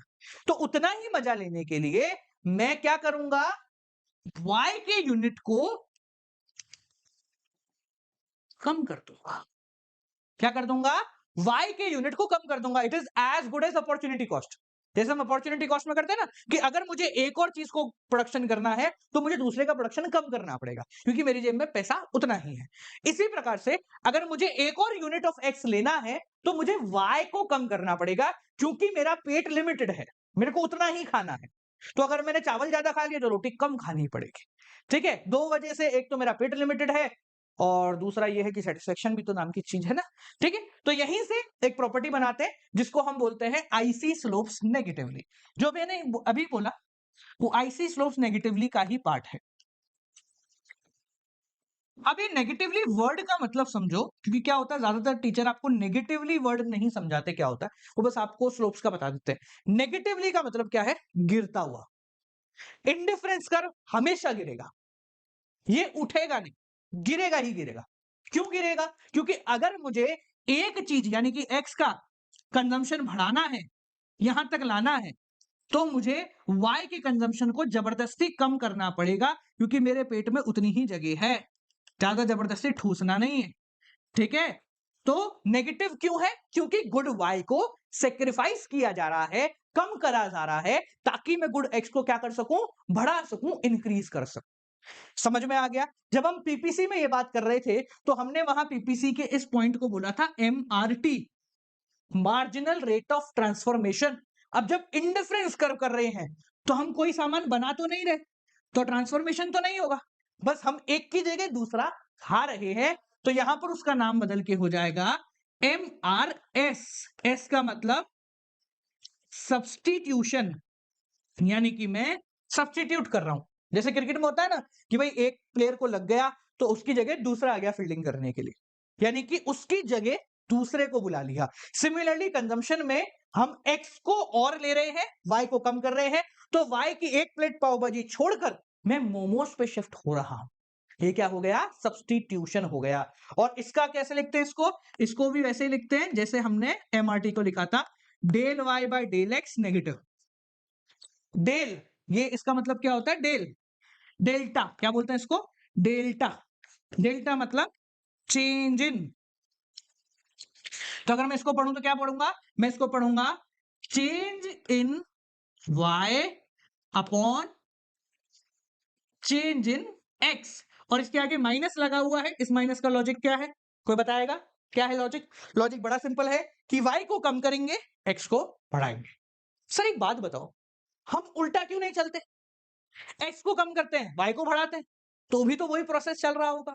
सीधी सी बात है, एक पाव भाजी की जगह मोमो, मोमो की जगह पाव भाजी, दोनों ही लॉजिक है। तो बिल्कुल हम ऐसा कर सकते हैं, पर बेसिकली डायग्राम में इसको हम नहीं दिखा पाएंगे। क्यों नहीं दिखा पाएंगे? क्योंकि मैंने आपको पहले ही दिन बताया था कि इकोनॉमिक्स के सारे diagram from left to right चलते हैं। यानी हम डायग्राम को जब भी पढ़ते हैं, आप बनाने को तो उल्टा बनाओगे तो ये वापस आ जाएगा, सी से बी पे आ जाएंगे, कोई दिक्कत नहीं। आप अगर एक्स को कम करके वाई को बढ़ाते हो तो हम यहां पर आ जाएंगे बी पॉइंट पे, बात वही है। पर जब हम डायग्राम को रीड करते हैं, डायग्राम को पढ़ते हैं, डायग्राम को बनाते हैं, तो हम हमेशा लेफ्ट टू राइट के प्रोसेस को ही समझाते हैं कि हमेशा ही लेफ्ट टू राइट ही चल रहा है, यानी यहां से यहां चल रहा है। तो हमने क्या बोला, अगर डायग्राम को यहां से आगे बढ़ना है, यहां तक पहुंचना है, तो इसको y को कम करना पड़ेगा ताकि वो x को बढ़ा दे। समझ में आ गया? क्लियर है? इजी। तो नेगेटिवली का मतलब जैसे जैसे आगे बढ़ रहा है वैसे वैसे ये गिरता जा रहा है। हमेशा याद रखना, मेरा एक टीचर था जब मैंने हमारी पुस्तक बनाई थी ना, ये वाली, ये ठीक है, मिल जाएगी आपको 7690041256 डिस्क्रिप्शन में नंबर है। ठीक है, तो जब ये पुस्तक मैंने बनाई थी तो हमारे एक अध्यापक थे, हमारे शहर के बहुत नामी गिरामी इकोनॉमिक्स के अध्यापक थे। तो उनको मैंने दिखाया था ये बुक कि सर ये बुक है। तो उन्होंने मेरी बुक में एक छोटी सी गलती निकाली थी, मैं आपको बताता हूँ, क्योंकि वो बहुत काम की गलती थी, मुझे अच्छा लगा। मैंने ये डायग्राम बना दिया। उन्होंने बोला तेरा डायग्राम गलत है। मैंने कहा सर कैसे? बोले ये देखिए, जब भी आप डायग्राम बनाते हो आपको बहुत छोटी-छोटी डिटेल को ध्यान रखना है। बोले तेरा अगर डायग्राम में हल्का सा उठाव है ना यूं करके, ये यूं है, तो ये जो उठाव है ये कहां से आया? उठाव का मतलब क्या हो गया? तुझे एक्स भी ज्यादा मिल रहा है, वाई भी ज्यादा मिल रहा है, तो ये तो पॉसिबल ही नहीं है। तो उस दिन के बाद से मैं हमेशा डायग्राम देखो आप नीचे की तरफ ही गिर रहा है, कभी ऊपर की तरफ नहीं उठेगा। तो डायग्राम्स में टेक्निकलिटी बहुत ज्यादा जरूरी है।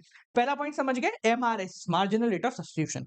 तो अगर कोई आपसे पूछे कि साहब ये नेगेटिव स्लोप क्यों है, डाउनवर्ड स्लोप क्यों है, तो आप बोलोगे साहब एमआरएस चलता है, एक को बढ़ाने के लिए दूसरे को कम करना ही पड़ेगा। ठीक है, अब मैं अगला सवाल आपसे पूछता हूं, सब ये कॉनकेव ही क्यों, कॉन्वेक्स ही क्यों है? यानी कि आप जब डायग्राम बना रहे हो, बड़ा भारी डायग्राम हो गया अपना, तो ऐसा ही क्यों बनाया? पीपीसी की तरह क्यों नहीं बनाया? स्ट्रेट लाइन क्यों नहीं बनाया? ऐसा ही क्यों बनाया? तो एक चीज हमेशा ध्यान रखना, कोई भी डायग्राम किस शेप में बनेगा, वो शेप डिफाइन होता है rate of change in slope. लिख लो इसको, क्या बोला? किसी भी डायग्राम का शेप डिफाइन होता है rate of change in slope. यानी कि एमआरएस अगर इसका स्लोप है, तो एमआरएस कैसे कैसे बदल रहा है। ठीक है, कैसे कैसे बदल रहा है इसको समझने के लिए अपन एक एग्जांपल लेंगे। पहले ये समझो, पीपीसी का स्लोप था एमआरटी। पीपीसी ऐसा था, क्यों था? क्योंकि एमआरटी बढ़ रहा था, पहले 2:1, 3:1, 4:1, 5:1, 6:1। ठीक है, अभी जो हम पढ़ रहे हैं वो है इंडिफरेंस कर्व। ये ऐसा क्यों है? क्योंकि इसका जो स्लोप होगा वो कम हो रहा हो। क्या होगा? कम हो रहा होगा। 5:1, 3:1, 2:1, 1:1। नाउ द सवाल इज व्हाई? कम क्यों हो रहा है सर? ऐसा क्यों नहीं हो रहा, बढ़ क्यों नहीं रहा? तो लॉजिक से समझते हैं, एक बेहतरीन सा टेबल है मेरे सामने, लॉजिक लिखते हैं और उसको समझते हैं। तो हम यहाँ कॉम्बिनेशन रखते हैं, combination 1, A B C D E. जिन लोगों के पास मेरी पुस्तक है माइक्रो की, बेटा you are free to use that book, और पेज नंबर ये होगा 18 नंबर है पेज, उस पर आपको मिल जाएगा। जिनके पास नहीं है कोई बात नहीं, तो देख लो, ठीक है? नहीं, ऐसा नहीं बोला जबरदस्ती लेनी, पसंद आएगी, जब लोग है पसंद आएगी, मजा आएगा। डेमो देखना है तो डिस्क्रिप्शन में मैं लिंक डाल दूंगा, डेमो देख लेना उसका। गुड वाई, गुड एक्स, और डेल वाई, डेल एक्स है भाई, और एम आर एस। ठीक है, ये हमारा एक डायग्राम है। ठीक है, हम एग्जांपल के रूप में समझते हैं कि दो चीज हम कंज्यूम कर रहे हैं। एक लेते हैं सादा बिस्किट, ठीक है, बी यू बिस्किट, CUIT, अरे बारे बिस्किट लिखना ही भूल गए हम। ठीक है, एक लेते हैं हम मैगी। ठीक है, तो दो चीजें हम कंज्यूम कर रहे हैं, एक है बिस्किट, एक है मैगी। फॉर एग्जांपल लेते हैं कि हम 20 यूनिट्स ऑफ बिस्किट ले रहे हैं, 1 यूनिट ऑफ मैगी ले रहे हैं। ये सेम एग्जांपल मेरी बुक में भी है, तो समझने में आसानी रहेगी आप। ठीक है, देखो इधर हम क्या कर रहे हैं, 20 यूनिट बिस्किट की खा रहे हैं और 1 यूनिट मैगी की खा रहे हैं, तो आपका पॉइंट करीब यहां बनेगा। ठीक है ना, 1 और ये 20। अभी ग्राफ में बनाऊंगा, आराम से अपन पॉइंट को जुड़ते हैं। लॉजिक समझना, लॉजिक बड़ा खतरनाक है, यहाँ 2-3 लॉजिक एक साथ चलेंगे, ध्यान से समझने की कोशिश करना। देखो, तो मैं 20 यूनिट ऑफ बिस्किट खा रहा हूँ, 1 यूनिट ऑफ मैगी खा रहा हूँ।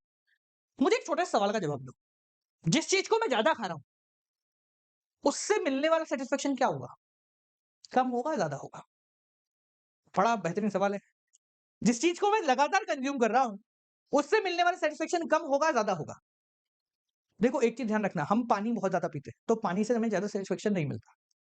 जो चीज हम कम खाते हैं, कभी कभी शादी का खाना खाया, उससे बहुत ज्यादा सेटिस्फेक्शन। तो हमने एक लॉजिक पढ़ा है, law of diminishing marginal utility. किसी चीज को लगातार कंज्यूम करते रहो तो उससे मिलने वाला सेटिस्फेक्शन क्या हो जाता है, कम हो जाता है। तो बिस्किट जब मैं 20 पैकेट खा लूंगा तो भैया मेरा बिस्किट का कोटा हो जाएगा पूरा। तो मानते हैं कि बिस्किट को खाने से, अरे फिर स्पेलिंग आ गई, BUSCUIT, अरे वाह आ गई मेरे को स्पेलिंग, चलो हाँ। तो बिस्किट को खाने से मुझे 5 यूटिल का सेटिस्फेक्शन मिल रहा है। ये मैं समझाने के लिए लिख रहा हूँ बेटा, लॉजिकली ऐसा लिखते नहीं है, पर आपको समझ आ जाएगा बहुत बेहतर, ठीक है ना। और मैगी जो है वो मैंने एक ही प्लेट खाई है, एक ही प्लेट खाई है अब तक, तो उससे सेटिस्फेक्शन क्या है, बहुत ज्यादा मिल रहा है, मेरे को अच्छी लगती है। एक ही प्लेट आई है नबी नसीम में, बहुत अच्छी लगती है, ठीक है। अब मुझे एक चीज बताओ, क्योंकि मैगी से मुझे ज्यादा सेटिस्फेक्शन मिल रहा है 25 का, मेरे को एक प्लेट और चाहिए, मुझे एक प्लेट और मैगी खानी है। तो अब लॉजिक समझना, लॉजिक देखो कितना क्लियर है।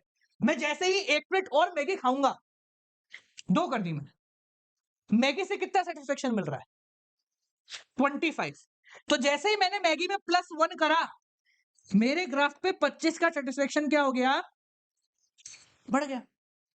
अगर ये पॉइंट 100 यूनिट का सेटिस्फेक्शन बता रहा था, तो जैसे ही मैंने मैगी एक और ऐड करी, मेरा सेटिस्फेक्शन 125 पहुंच गया। पर इंडिफरेंस कर्व बनाने के लिए मुझे सेम लेवल का सेटिस्फेक्शन चाहिए। इंडिफरेंस कर्व तभी बनता है जब सेम लेवल का सेटिस्फेक्शन होता है। देखो हम मान लेते हैं हमारा इंडिफरेंस कर्व, ठीक है।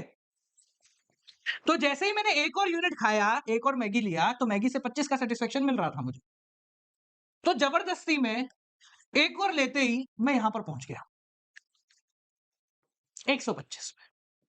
तो ये तो डायग्राम को मैच ही नहीं करेगा, तो मुझे सेम लेवल के सेटिस्फेक्शन पे पहुंचना पड़ेगा, तब जाके मैं डायग्राम में आगे बढ़ सकता हूं। तो अगर मैंने मैगी एक और खाई है तो मेरे सेटिस्फेक्शन +25 हो गया, तो मुझे बिस्किट छोड़ने पड़ेंगे। अब मुझे एक सवाल का जवाब दो, कितने पैकेट बिस्किट के छोड़ूं कि मैगी जस्टिफाइड हो जाए। पेट लिमिटेड है, पेट में 100 यूनिट आएंगे, पेट में 100 सेटिस्फेक्शन ही आएगा। तो एक मैगी खाने से 25 बढ़ गए। बिस्किट कितने छोड़ूं, बिस्किट से कितना मिल रहा है, 5। तो 25 हटाने के लिए मुझे 5 पैकेट बिस्किट के कम करने पड़ेंगे, तब जाके मैं वापस 100 पे आ जाऊंगा।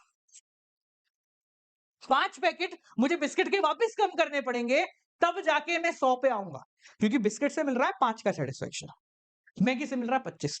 एक और मैगी खाई तो +25 हो गया, +25 हो गया, 125 हो गया अपना।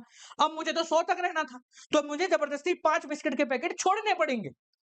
बिस्किट का पैकेट 5 है एक के, तो 5 छोड़े तो कितना, 25 छूट गया, ठीक है। तो यहां पर जैसे ही मैंने 15 कर दिया इसको, वैसे ही मैं बराबर 100 पे आ गया, हो गया ना। मैगी से 25 मिल रहा है, बिस्किट से 5 मिल रहा है, तो एक मैगी बढ़ाई तो क्या हो गया, 5 बिस्किट छोड़ने पड़ेंगे, ठीक है। यहां देखो 5 1 5:1, यहां तक समझ में आया क्या सबको, क्लियर हो गया। चलो एक और बार आगे बढ़ते हैं। अब एक और मैगी खानी है। आप बोलोगे सर एक और मैगी खानी है तो 5 बिस्किट वापस छोड़ दो, नहीं, खेल थोड़ा चेंज है। चेंज क्यों है, अब आप 2 पैकेट मैगी के खा चुके हो, 2 पैकेट मैगी के खा गए, law of diminishing marginal utility यहां पे भी तो लगेगा। यानी कि आप मैगी के 2 पैकेट खा लो और फिर बोलो मैगी से तो सब सेम ही लेवल का सेटिस्फेक्शन मिल रहा है, ऐसा पॉसिबल ही नहीं होगा। तो अब क्योंकि आप मैगी के 2 पैकेट खा चुके हो, तो अब मैगी से मिलने वाला सेटिस्फेक्शन 2 पैकेट के बाद कितना हो गया, 25 की जगह 20। कितना हो गया, 25 की जगह 20 हो गया। तो अब अगर एक और मैगी खानी है, 2 से 3 करनी है, तो अब 20 का सेटिस्फेक्शन तोड़ना पड़ेगा। बिस्किट तो अपना 5 का 5 पे रखा हुआ है, क्यों, क्योंकि बिस्किट तो हम कम कर रहे हैं, बड़ा थोड़ा कम कर रहे हैं, ठीक है। तो अगर एक और मैगी खा ली तो 20 का सेटिस्फेक्शन और मिल गया, 5 के 4 बिस्किट मुझे छोड़ने पड़ेंगे, ये आ गया नंबर 11, 4:1, ठीक है। अब आगे बढ़ते, एक और मैगी खानी है। अब मैगी 3 यूनिट हम खा चुके हैं, तब मैगी 20 के बराबर की मिल रही, ठुस गई हमारी मैगी, पेट भरने लग गया हमारा, ठीक है। तो इसी तरीके से एक और मैगी खानी है तो अब 3 बिस्किट छोड़ने पड़ेंगे, एक और मैगी खानी है तो अब 2 बिस्किट छोड़ने पड़ेंगे, ठीक है। तो ये क्या हो रहा है, ये धीरे धीरे कम हो रहा है। अब यहाँ पे देखिए आप 3:1 2:1 4:1 3:1 2:1, ठीक है। आप देख रहे हैं कि ये स्लोप लगातार क्या होता जा रहा है, कम होता जा रहा है, और इसी वजह से हमारा जो ग्राफ है वो कॉन्वेक्स बन गया। अगर ये स्लोप बढ़ता तो हमारा ग्राफ कॉनकेव बनता। इसको अगर ग्राफ पे मैं प्लॉट करूंगा तो देखो कुछ इस तरीके से होगा 5 1 4 1 3 1 2 1। देखो ये 5 4 1 3 1 2 1 ये वाला एरिया लगातार कम होता जा रहा है। पहले इतना था, फिर इतना रह गया, फिर इतना रह गया, फिर इतना रह गया। क्यों कम हो रहा है? क्योंकि जैसे जैसे मैं आगे बढ़ रहा हूं मेरे एक्स का सेटिस्फेक्शन भी कम हो रहा है law of diminishing marginal utility के चक्कर में। समझ में आ गया? इससे आसान कोई नहीं समझा सकता, पहले बता रहा हूं, ठीक है? क्योंकि ये बिल्कुल नेक्स्ट अलग बिल्कुल बेहतरीन तरीके से आपको कराया। समझ में आ गया हो तो लाइक जरूर करना। चलो आगे बढ़ते हैं अगले की तरफ। दो प्रॉपर्टी हमने सीख ली, पहली नेगेटिव, दूसरा कॉन्वेक्स। अब तीसरी प्रॉपर्टी है कि कोई भी दो इंडिफरेंस कर्व एक दूसरे को टच नहीं कर सकते या एक दूसरे को काट नहीं सकते। फॉर एग्जाम्पल देखो, पहला इंडिफरेंस कर्व मैं दो तरीके का बनाता हूं। ये है हमारा IC1, इधर भी IC1 ऐसे बना देते हैं IC1, ठीक है? मैं दोनों का कलर चेंज करता हूं तो आपको बेहतर समझ में आए। ये मानते हैं IC2, ठीक है? और इसके अंदर मानते हैं, ये ले लेते हैं IC2। तो हमारा पॉइंट क्या है कि ऐसा डायग्राम पॉसिबल नहीं, कोई भी दो इंडिफरेंस कर्व एक दूसरे को टच नहीं कर सकते। अब लॉजिक देता हूं इसके पीछे, बड़ा सिंपल लॉजिक है, आप उसी लॉजिक को एक्सप्लेनेशन में देंगे, ठीक है? मैं दोनों के ऊपर पहले पॉइंट्स बना देते हैं, ए बी सी, ठीक है? इधर भी बनाते हैं ए बी सी, ठीक है? अब दूसरे बनाते हैं, इस पर लेते हैं चलो डी, ठीक है भाई? थोड़ा अलग हल्का कलर और लेते हैं। भाई इधर आ जाना, हाँ थैंक यू। हाँ, ये लिया हमने डी। अबे बी तो सेम ही है, बी तो सेम रह गया। चलो बी को तो छोड़ो फिर, बी तो सेम है तो ये ले लेते हैं हम ई, ठीक है? इधर भी लेते हैं, ये लेते हैं डी, इसमें भी सेम है, और ये ले लेते हैं हम ई। हमने क्या करा, दोनों पे पॉइंट्स रख दिए। अब इंडिफरेंस कर्व की एक प्रॉपर्टी अपन ने पढ़ी है कि इंडिफरेंस कर्व के अंदर हर पॉइंट पे सेम लेवल ऑफ सेटिस्फेक्शन होता है। तो अगर मैं IC1 की बात करूं, क्या लिखते हैं मैं IC1 A B C 3 point है दोनों ग्राफों में। तो इंडिफरेंस कर्व की प्रॉपर्टी कहती है कि A is equal to B is equal to C होना चाहिए। अगर IC2 की बात करें तो IC2 पे पॉइंट है D B और E, तो D is equal to B is equal to E होना चाहिए। लॉजिकली अगर ये दोनों एक दूसरे को टच कर रहे हैं, काट रहे हैं, तो उस पर्टिकुलर कंडीशन में ये कंडीशन लॉजिकली चलेगी, ठीक है? अब आप देख रहे हो A B के भी बराबर है और D भी B के बराबर है, ये दोनों B के बराबर आ रहे हैं, दोनों B में कॉमन हो गए, ठीक है? तो इन दोनों से हम ये निकाल सकते हैं कि सर इसके हिसाब से तो ये दोनों बराबर होने चाहिए और ये दोनों बराबर होने चाहिए, होने चाहिए ना? अगर दोनों B के बराबर हैं तो फिर सभी बराबर होना चाहिए। ये तो सिंपल सा लॉजिक है, ठीक है? हमारे को ना ऐसे ऐसे छोटे थे ना, तो बचपन में ना ऐसे मस्ती मजाक करते हैं हमारे। तो एक लड़का बोला कि बोला मेरे को समझ में आ गया। मैंने क्या समझ में आया तेरे को? बोले देखो, मैं सर से प्यार करता हूँ, सर अपनी बेटी से प्यार करते हैं, तो लॉजिकली मैं सर की बेटी से प्यार करता हूँ। लॉजिक बैठ गया ना पूरा का पूरा, ऐसे समझ लिया अपन ने, ठीक है? तो ऐसा नहीं करना, पर इधर देखो ये हमारा लॉजिक है कि भाई A B के बराबर है और D भी B के बराबर है, तो दोनों में B कॉमन है, तो यानी कि A D के बराबर होना चाहिए और C E के होना चाहिए। डायग्राम देखो और मुझे बताओ कि क्या ऐसा है? क्या ऐसा चल रहा है क्या? नहीं चल रहा। ऑब्वियस सी बात, दिख रहा है साहब, डी नीचे है, A ऊपर है, दोनों बराबर नहीं हो सकते। अगर इसको लॉजिकली भी अपन करें तो लॉजिकली इको की भाषा में देखो, ये है हमारा D और ये है हमारा A। तो अगर हम बात करें तो D पे अगर मैं हूं तो मैं इतना खा रहा हूं, D पे अगर मैं हूं तो मैं इतना खा रहा हूं, Y इतना खा रहा हूं, X इतना खा रहा हूं, और अगर A पे चला जाते हैं, X तो उतना का उतना है, Y बढ़ गया। तो मुझे एक सिंपल सी बात बताओ, अगर सेम लेवल ऑफ सेटिस्फेक्शन पे मैं ज्यादा खा पा रहा हूं तो कैसे पॉसिबल होगा? मैं बोल रहा हूं एक और मोमो खा लूं, मेरे को मजा ही नहीं आ रहा, कैसे पॉसिबल होगा? और एक कंज्यूमर के नजरिए से सोचो कि भाई 100 रुपए में तुझे 4 प्लेट मोमो मिल रहे हैं और 100 ही रुपए में तुझे 6 प्लेट मोमो भी मिल रहा है, तो तू क्या लेगा? आप बोलेगा साहब सेम ही मोमो है ना, बोले सेम है बिल्कुल, तो हम 6 लेंगे, 4 नहीं लेंगे। इसका मतलब 4 छोटा है, 6 बड़ा है।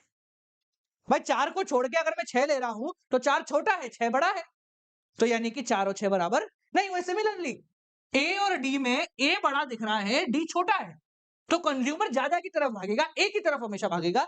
इसको बोलते हैं मोनोटोनिक प्रेफरेंस। क्या बोलते हैं? Monotonic preference. यानी कि the consumer will always choose higher bundle of good. Consumer हमेशा हायर बंडल की तरफ जाएगा, ज्यादा बंडल की तरफ जाएगा, ज्यादा गुड जहां मिल रहे होंगे वो उसकी तरफ भागेगा। तो यहां पर डी से ज्यादा तो ए में मिल रहा है, तो कंज्यूमर ए की तरफ भाग रहा है। आप एक को छोड़ के दूसरे की तरफ जा रहे हो, इसका सिंपल मतलब क्या है कि एक खराब है, दूसरा अच्छा है। अभी हमने बोला कि ए और डी बराबर है, अब हम कह रहे हैं कि ए अच्छा है, डी खराब है, तो ये पॉसिबल नहीं हो सकता, इसलिए ये ग्राफ पॉसिबल नहीं है। सिमिलर कंडीशन इसमें भी देख लो, ए पे कम है, डी पे ज्यादा है, तो कंज्यूमर इस ग्राफ के हिसाब से डी पे भागेगा, तो वो प्रैक्टिकली पॉसिबल नहीं होगा। यानी कि कोई भी इंडिफरेंस कर्व में कोई कॉमन पॉइंट नहीं आ सकता। अगर कॉमन पॉइंट आ गया तो लॉजिक खराब हो गए सारे के सारे। ठीक है, सिमिलरली सी और ई पे भी देखोगे तो वो भी यही केस बोल रहे होंगे। 3 प्रॉपर्टी हो गई, चौथी बाकी है। पहला नेगेटिव स्लोप, दूसरा कॉन्वेक्स, और तीसरा दे कांट टच और इंटरसेक्ट। और चौथा पढ़ते हैं अपन, वो है higher indifference curve will get higher level of satisfaction. Simple भाषा में इंडिफरेंस कर्व जितना ज्यादा आगे भाग रहा है वो उतना ज्यादा अच्छा है। जैसे ये मान लो हमारा इंडिफरेंस कर्व 1, ये हमारा इंडिफरेंस कर्व 2, ये हमारा इंडिफरेंस कर्व 3, ये 3 है। इन तीनों में से जो प्रेफरेंस होगी वो हमेशा ये होगी, यानी इंडिफरेंस कर्व 1 जो है वो 2 से छोटा है, 2 3 से छोटा है। कैसे हुआ सर बताओ ना, कैसे छोटा है? देखो बहुत आसान है, एक पॉइंट लो बराबरी पे, पहले इंडिफरेंस कर्व में कंज्यूमर इतना खा रहा है, दूसरे इंडिफरेंस कर्व में कंज्यूमर उतना तो खा ही रहा है पर उसके साथ साथ और खा रहा है, तो और खा रहा है तो उसको और मजा आ रहा है, और मजा आ रहा है तो यानी कि उसको ज्यादा सेटिस्फेक्शन मिल रहा है। तो 1 छोटा हो गया, 2 बड़ा हो गया। सिमिलर केस में 3 पे वो ए बी सी तीनों का खा रहा है, तो ये क्या हो गया, ये और आगे बढ़ गया। तो जैसे जैसे इंडिफरेंस कर्व एक्सिस से दूर जाता जाता है वैसे वैसे उससे मिलने वाला सेटिस्फेक्शन भी बढ़ता जाता है। ठीक है, समझ में आ गया? क्लियर है? इसको इंडिफरेंस मैप भी बोलते हैं, जहां पर इंडिफरेंस मैप मतलब एक एक्सिस में एक से ज्यादा इंडिफरेंस कर्व होना। ये लो, ठीक है, जरूरी नहीं है बेटा इंडिफरेंस कर्व एक दूसरे के पैरेलल हो, जरूरी नहीं है, इट्स नॉट नेसेसरी कि पैरेलल हो, कैसे भी हो सकते हैं, बस टच नहीं करेंगे, इंटरसेक्ट नहीं करेंगे, बस इतना आपको ध्यान रखना है। इसको इंडिफरेंस मैप बोलते हैं, जहां पर एक से ज्यादा इंडिफरेंस कर्व हो। समझ गए? अगर ये टॉपिक आपकी क्लियर हो गया है तो मान के चलना पूरी माइक्रो आपको जीवन में कभी दिक्कत नहीं देगी, because this is the most most most difficult topic ever, क्योंकि लोगों को ये समझ में नहीं आता है। अब तक हमने सब कुछ पढ़ लिया कंज्यूमर इक्विलिब्रियम से रिलेटेड, आखिरी टॉपिक पर आ चुके हैं, बजट लाइन। ये टॉपिक बहुत ही ज्यादा आसान है क्योंकि इसमें वो है जो हम बचपन से करते आ रहे हैं। एक मिडिल क्लास आदमी के जीवन में बस बजट ही तो होता है जो उसके दिमाग में होता है। तो आज उसी बजट लाइन के बारे में पढ़ते हैं, चलिए शुरू करते हैं। देखो अब तक अपन ने 2-3 कर्व पढ़ लिए। एक हमने पढ़ा कि जनाब पीपीसी क्या होता है, यानी प्रोडक्शन पॉसिबिलिटी कर्व, ये 2 गुड्स का होता है और साथ साथ में ये बता है प्रोडक्शन की पॉसिबिलिटी। इसके बाद हमने पढ़ा इंडिफरेंस कर्व, ये भी 2 गुड्स का होता है और ये बताता है उनसे मिलने वाले सैटिस्फैक्शन की पॉसिबिलिटी। अब हम पढ़ रहे हैं तीसरा कर्व जिसको हम कहते हैं बजट लाइन। अब पहली बात तो इसे लाइन क्यों कहते हैं, क्योंकि ये in the shape of line होती है, मतलब बिल्कुल ऐसी होती है, स्ट्रेट होती है, इसमें किसी तरह का कोई चेंजेस ऐसा कुछ नहीं होता है, ना ही कोई इसका और शेप होता है, बिल्कुल स्ट्रेट लाइन के फॉर्मेट में होती है। ठीक है, इसलिए इसको बजट लाइन कहते हैं। इसके अंदर भी हम 2 ही गुड्स के बारे में बात करेंगे और जो पॉसिबिलिटीज के बारे में बात करेंगे वो है उनको खरीदने की। यानी सादा भाषा में आपकी जेब में रखे हैं 100 रुपए, आप बाजार में गए, एक सामान है 5 रुपए का, दूसरा सामान है 10 रुपए का, तो आप कौन सा सामान कितना खरीद पाओगे ये आपकी बजट लाइन बताती है, बस। इसके अलावा कुछ भी नहीं है बजट लाइन। पहले इसकी स्टैंडर्ड डेफिनेशन देखते हैं फिर डायग्राम देखेंगे। तो व्हाट इज बजट लाइन?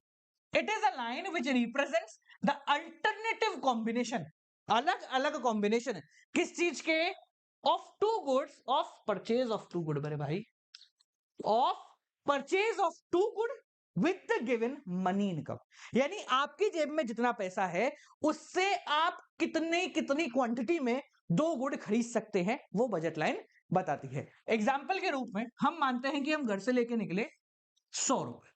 कितने रुपए लेके निकले? 100 रुपीज। यहां लिख देते हैं 100 रुपया। बाजार में गए, दो चीजें हमारे सामने थी। पहली चीज थी एक 5 रुपए की आइसक्रीम, और दूसरी चीज थी एक 10 रुपए का, क्या ले 10 रुपए का, 10 रुपए का, 10 रुपए का, 10 रुपए क्या आता है 10 रुपए का, कुछ भी बोलो बढ़िया सा। गोलगप्पे, चलो गोलगप्पे लेते हैं। 10 रुपए के कितने? पहले आते थे 10, हमने ना तब भी खाए जब 2 रुपए के 6 आते थे। मतलब ऐसे अकबर के जमाने में नहीं खाए, अभी 10-15 सालों पहले आते थे 2 रुपए के 6। और अब देखो 10 रुपए के 2 भी नहीं आते। ठीक है, 2 3 4 ऐसे ही आते हैं। तो भैया हमारे पास दो ऑप्शन है, या तो मैं आइसक्रीम खाऊंगा या फिर मेरे पास 10 रुपए के गोलगप्पे खाने की क्षमता है। तो मैं एक सिंपल सी बात करता हूं, मैं कॉम्बिनेशन लेता हूं अलग अलग। मान लो कि मैंने, ये हो गई आइसक्रीम और ये हो गया गोलगप्पे, इसका प्राइस है 5 रुपए, इसका प्राइस है 10 रुपए। मान लो मैंने 20 आइसक्रीम खा ली, मतलब एक्चुअल में नहीं खा ली, मतलब 20 आइसक्रीम खा ली, तो मैं कितने गोलगप्पे खा पाऊंगा?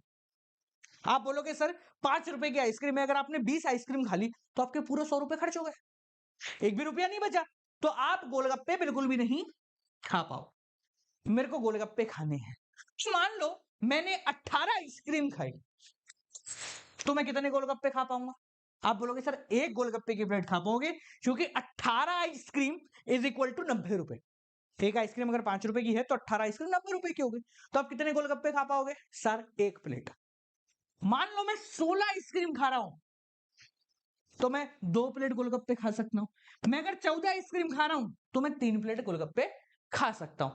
अगर मैं 12 आइसक्रीम खा रहा हूं तो मैं 4 प्लेट गोलगप्पे खा सकता हूं। मेरे पूरे 100 रुपए यहां पर खर्च हो रहे हैं।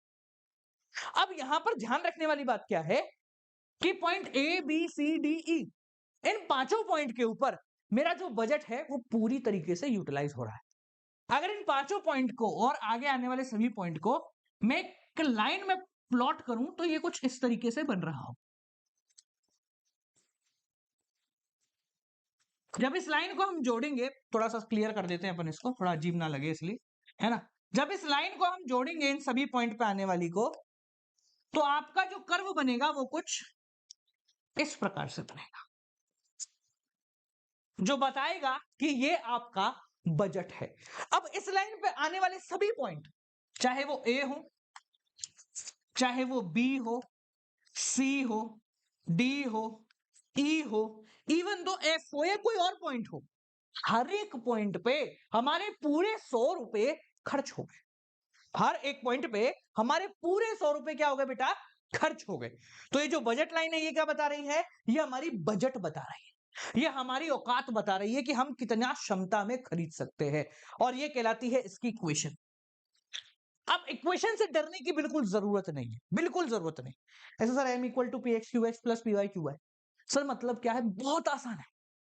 मैं आपको बोलता हूं, मुझे समझाओ कि पॉइंट बी पे मेरे 100 रुपए कैसे खर्च हुए। पॉइंट बी पे मेरे 100 रुपए कैसे खर्च हुए? तो साहब आप बताओगे सर 18 आइसक्रीम आपने खाई, 5 रुपए की आइसक्रीम थी, प्लस एक गोलगप्पे की प्लेट आपने खाई, 10 रुपए की ये प्लेट थी, तो 18 पंजे 90 सर ये हो गया, और 10 रुपए ये हो गया, तो सर पूरे 100 रुपए आपके खर्च हो गए। फेयर इनफ, ऐसे ही बताओगे आप मेरे को। तो अगर मैं आपको बोलूं कि जो आपने मुझे बताया है ये बजट लाइन की इक्वेशन ही है, ये क्या है? क्वांटिटी ऑफ गुड एक्स, कि मैंने एक्स कितनी खाई है। ये क्या है? Price of good X, X कितने का है, ठीक है। प्लस ये क्या है? Quantity of good Y into price of Y is equal to 100 rupees, यानी टोटल मनी। ये आपकी बजट लाइन की इक्वेशन, बिल्कुल समझ में आ गया। अगर इसके दो एक्सट्रीम पॉइंट निकालें तो एक्सट्रीम पॉइंट होंगे, मान लेते हैं ये है 0 20, और ये लेते हैं 10,0, यानी 10 गोलगप्पे खाऊंगा तो एक भी आइसक्रीम खाने को नहीं मिलेगी, 20 आइसक्रीम खाऊंगा तो एक भी गोलगप्पा खाने को नहीं मिलेगा। ये मेरे दो एक्सट्रीम पॉइंट हो गए, समझ में आ गया। अब एक चीज और देखेंगे, हमने आपको एक बात समझाई थी इंडिफरेंस कर्व में भी, पीपीसी में भी, कि किसी भी डायग्राम का जो स्लोप होता है वो उसके डिजाइन को डिफाइन करता है। जैसे पीपीसी जो था वो कॉनकेव बना था, इंडिफरेंस कर्व जो था वो कॉन्वेक्स बना था। इसके रीजन क्या थे?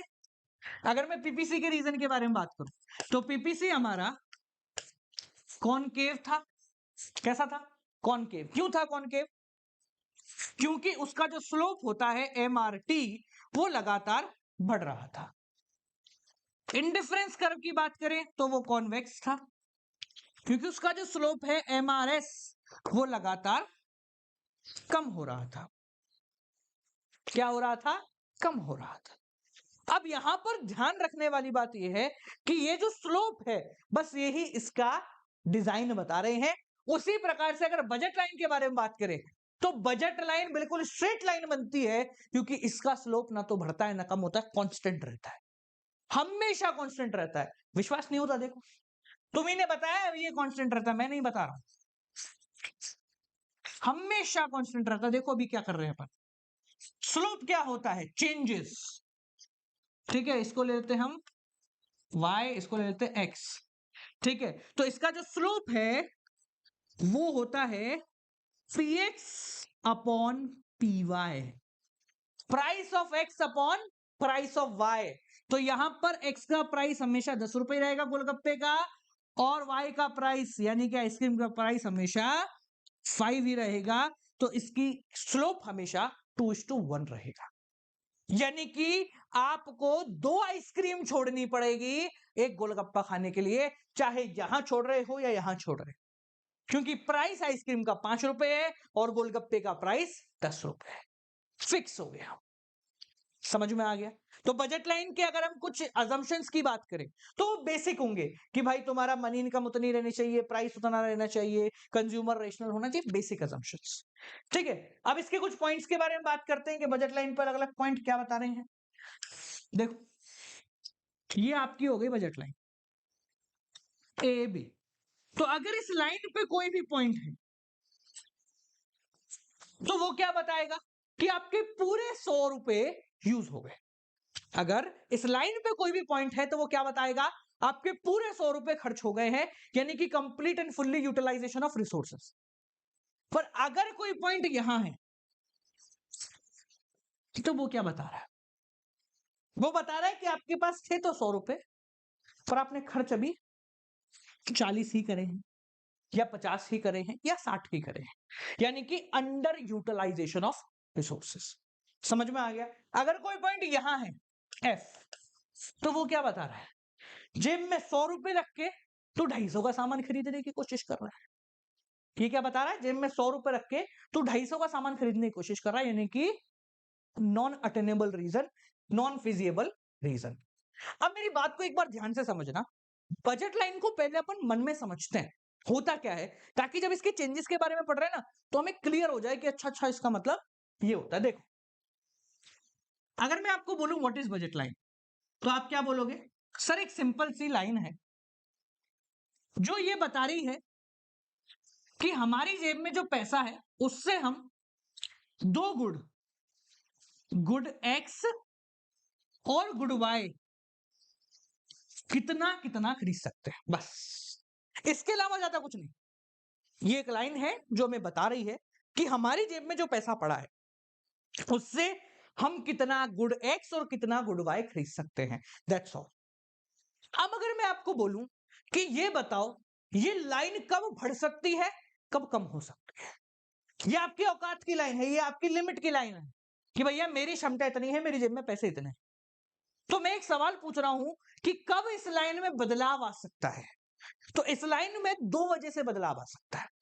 या तो आपकी जेब में पैसा बढ़ जाए, कम हो जाए तो भी चेंज आ सकता है। 100 की जगह 200 रुपए आ गए तो ज्यादा खरीद लेंगे, 80 रुपए रह गए तो कम खरीद लेंगे। तो इस लाइन में बदलाव आ सकता है या तो आपकी जेब में पड़े हुए पैसे से, यानी कि मनी इनकम से, या फिर डिस्काउंट से, या फिर प्राइस कम होने की वजह से। क्योंकि अगर किसी एक चीज का प्राइस कम हो गया, आइसक्रीम 5 रुपए की जगह 2 रुपए मिलने लग गई, तो सेम 100 रुपए के नोट में मैं ज्यादा आइसक्रीम खा पाऊंगा। लॉजिक क्लियर है सबको? बहुत आसान है। तो पहले अपन पढ़ते हैं कि मान लीजिए मैं घर से 100 रुपए लेके निकला था, तो मेरी बजट लाइन थी ये ए बी। ठीक है, दो केस बनाते हैं। रास्ते में मैं जा रहा था, मिल गई दादी। कौन मिल गई? दादी। दादी ने पूछा कहाँ जा रहा है? मैं कहा आइसक्रीम खाने जा रहा हूँ, मम्मी ने पैसे कम दिए हैं पर कोई बात नहीं। दादी बोली मारो पोतो छे तू, मारो, मतलब इसमें राजस्थानी गुजराती दोनों मिक्स हो गई, पर मारो पोतो है तू, 100 रुपये और पड़ा, 100 रुपये और ले जा, मस्त खा के आना। क्या हुआ? जब आप घर से निकले तो आपका बजट था 100 रुपये, तो आपकी बजट लाइन ये थी। मेरा बजट हिल जाता अभी। ठीक है, तो जैसे ही दादी ने आपको 100 रुपये और दिए, आपका बजट क्या हो गया? बढ़ गया। So when price of good x is constant, price में चेंज नहीं आया है, पर आपकी मनी इनकम बढ़ गई, यानी कि आपकी जेब में पैसा बहुत ज्यादा हो गया, तो आप दोनों गुड एक्स और वाई अब ज्यादा खरीद सकते हो। बोलो हाँ या ना?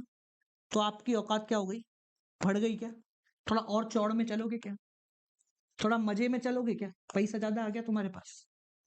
क्लियर है? तो budget line shift towards right. अपन ने बचपन में एक बात पढ़ी है कि जब भी इकोनॉमिक्स का डायग्राम राइट में शिफ्ट होता है, इसका मतलब वो इंक्रीज हो रहा है, वो बढ़ रहा है, वो और अच्छा हो रहा है। Clear enough? चलिए, आप जा रहे थे वही 100 रुपए लेकर, बीच में पापा मिल गए। कहां जा रही है? आइसक्रीम खाने जा रही है। कितने रुपए दिए मम्मी ने? 100 रुपए। बावला है क्या? 100 रुपए की आइसक्रीम खाता? ला 50 रुपए तेरे से। पापा ने 50 रुपए ले लिए। मैं रोया तो बहुत, पर 50 रुपए तो गए। अब जो मेरा बजट था 100 रुपए का, उसमें से 50 रुपए कम हो गए। अब मेरा बजट कितने का रह गया है? Only 50 rupees. तो मैं क्या करूंगा? अब मैं कम खरीद पाऊंगा। तो जैसे ही पापा ने 50 रुपए लिए, मेरा बजट क्या हो गया? कम हो गया। चौड़ खत्म हो गई तेरी सारी। पिताजी ने 50 रुपए छीन लिए। Clear enough? एवरीवन से सुनो, क्लियर एनफ? समझ में आ गया? ठीक है, तो जब आपकी मनी इनकम बढ़ती है तो बजट लाइन राइट में चली जाती है, कम होती है तो बजट लाइन लेफ्ट में आ जाती है। ये कम जब प्राइसेस में बदलाव नहीं आया है, बस आपकी जेब में पड़े हुए पैसे बदल गए। अब मैं मानते पैसों में कोई बदलाव नहीं आया, आप बाजार में गए, पता चला कोई चीज महंगी हो गई या कोई चीज सस्ती हो गई। अब इस पर्टिकुलर कंडीशन में आप क्या कर रहे होंगे? ठीक है, चलो देखते हैं। तो पहले बात करते हैं प्राइस ऑफ एक्स, फिर बात करेंगे प्राइस ऑफ वाई। तो मैं पहले एक बेसिक बजट लाइन बना देते हैं। ठीक है, ये एक बेसिक बजट लाइन है ए बी। ध्यान से देखना क्योंकि इसमें ज्यादातर बच्चे जो है ना गलती कर जाते हैं। ठीक है, इधर भी दो और बना लेते हैं। ठीक है, यहां हम पहले मान रहे हैं कि प्राइस ऑफ वाई कांस्टेंट है, मनी इनकम कांस्टेंट है, और आपको पता लगा कि एक्स का प्राइस बढ़ गया, गोलगप्पे महंगे हो गए।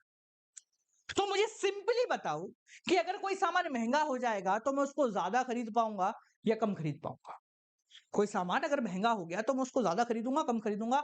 आप सीधा बोलोगे कि सर क्योंकि वो महंगा हो गया तो अब हम 100 रुपए के अंदर उसको पहले के मुकाबले थोड़ा कम खरीद पाएंगे, तो इसलिए जो हमारी बजट लाइन है वो रोटेट हो जाएगी एक्स से यहां। वाई तो वहीं का वही है, गुड, वाई तो वहीं का वही है, बट एक्स से क्या हो गई? थोड़ी सी अंदर की तरफ रोटेट हो गई, क्योंकि अब मेरा बजट कम हो गया है अगर मुझे यही दो गुड्स खाने हैं। भले ही मेरी जेब में 100 रुपए है, भले ही आइसक्रीम उतने की उतनी है, पर गोलगप्पे महंगे हैं, तो अगर मैंने एक भी प्लेट गोलगप्पा खाया तो मेरी कई आइसक्रीमें चली जाएंगी। Clear enough? ठीक है, आप बाजार में गए, पता चला गोलगप्पे सस्ते हो गए, तो आपका बजट क्या हो जाएगा? बढ़ जाएगा। समझ गए? तो जिस चीज का प्राइस कम हो रहा है उस चीज की परचेजिंग पावर हमारी क्या हो जाएगी? बढ़ जाएगी। और जिस चीज का प्राइस बढ़ गया उसकी परचेजिंग पावर हमारी कम हो जाएगी। ये अपोजिट चल रहे हैं, सस्ता होगा तो ज्यादा खरीदेंगे, महंगा होगा तो कम खरीदेंगे। ठीक है, सिमिलरली इसमें बात करते हैं, price of X constant, money income constant, price of Y increase हो गया, अब की बार वाई महंगा हो गया। बस ये लो। ठीक है, मैं बस डायग्राम समझा रहा हूं क्योंकि काफी ज्यादा इजी हो गया है अभी। वाई सस्ता हो गया तो ये लो, प्राइस ऑफ वाई डिक्रीजेस। तो आपको सवाल कैसा आएगा पहले वो सुनो।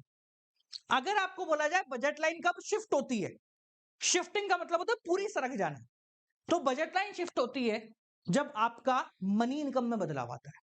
बजट लाइन कब शिफ्ट होती है? जब आपका मनी इनकम में चेंजेस आते हैं, जैसे मनी इनकम बढ़ जाना या मनी इनकम कम हो जाना। और बजट लाइन रोटेट कब करेगी? जब किसी एक गुड की प्राइस में चेंजेस आते हुए हमें दिख रहे हो। ठीक है जी, क्लियर हो गया। तो बालको ये चैप्टर आपका पूरी तरीके से समाप्त हो चुका है। वीडियो पसंद आई हो तो एक बार फटाफट से इसको शेयर कर देना। मिलते हैं आप लोगों से अगली वीडियो के साथ। इस चैप्टर के नोट्स चाहिए, डिस्क्रिप्शन में उनका लिंक है। टिल देन बालको, keep on watching, good night, bye bye, नमस्कार।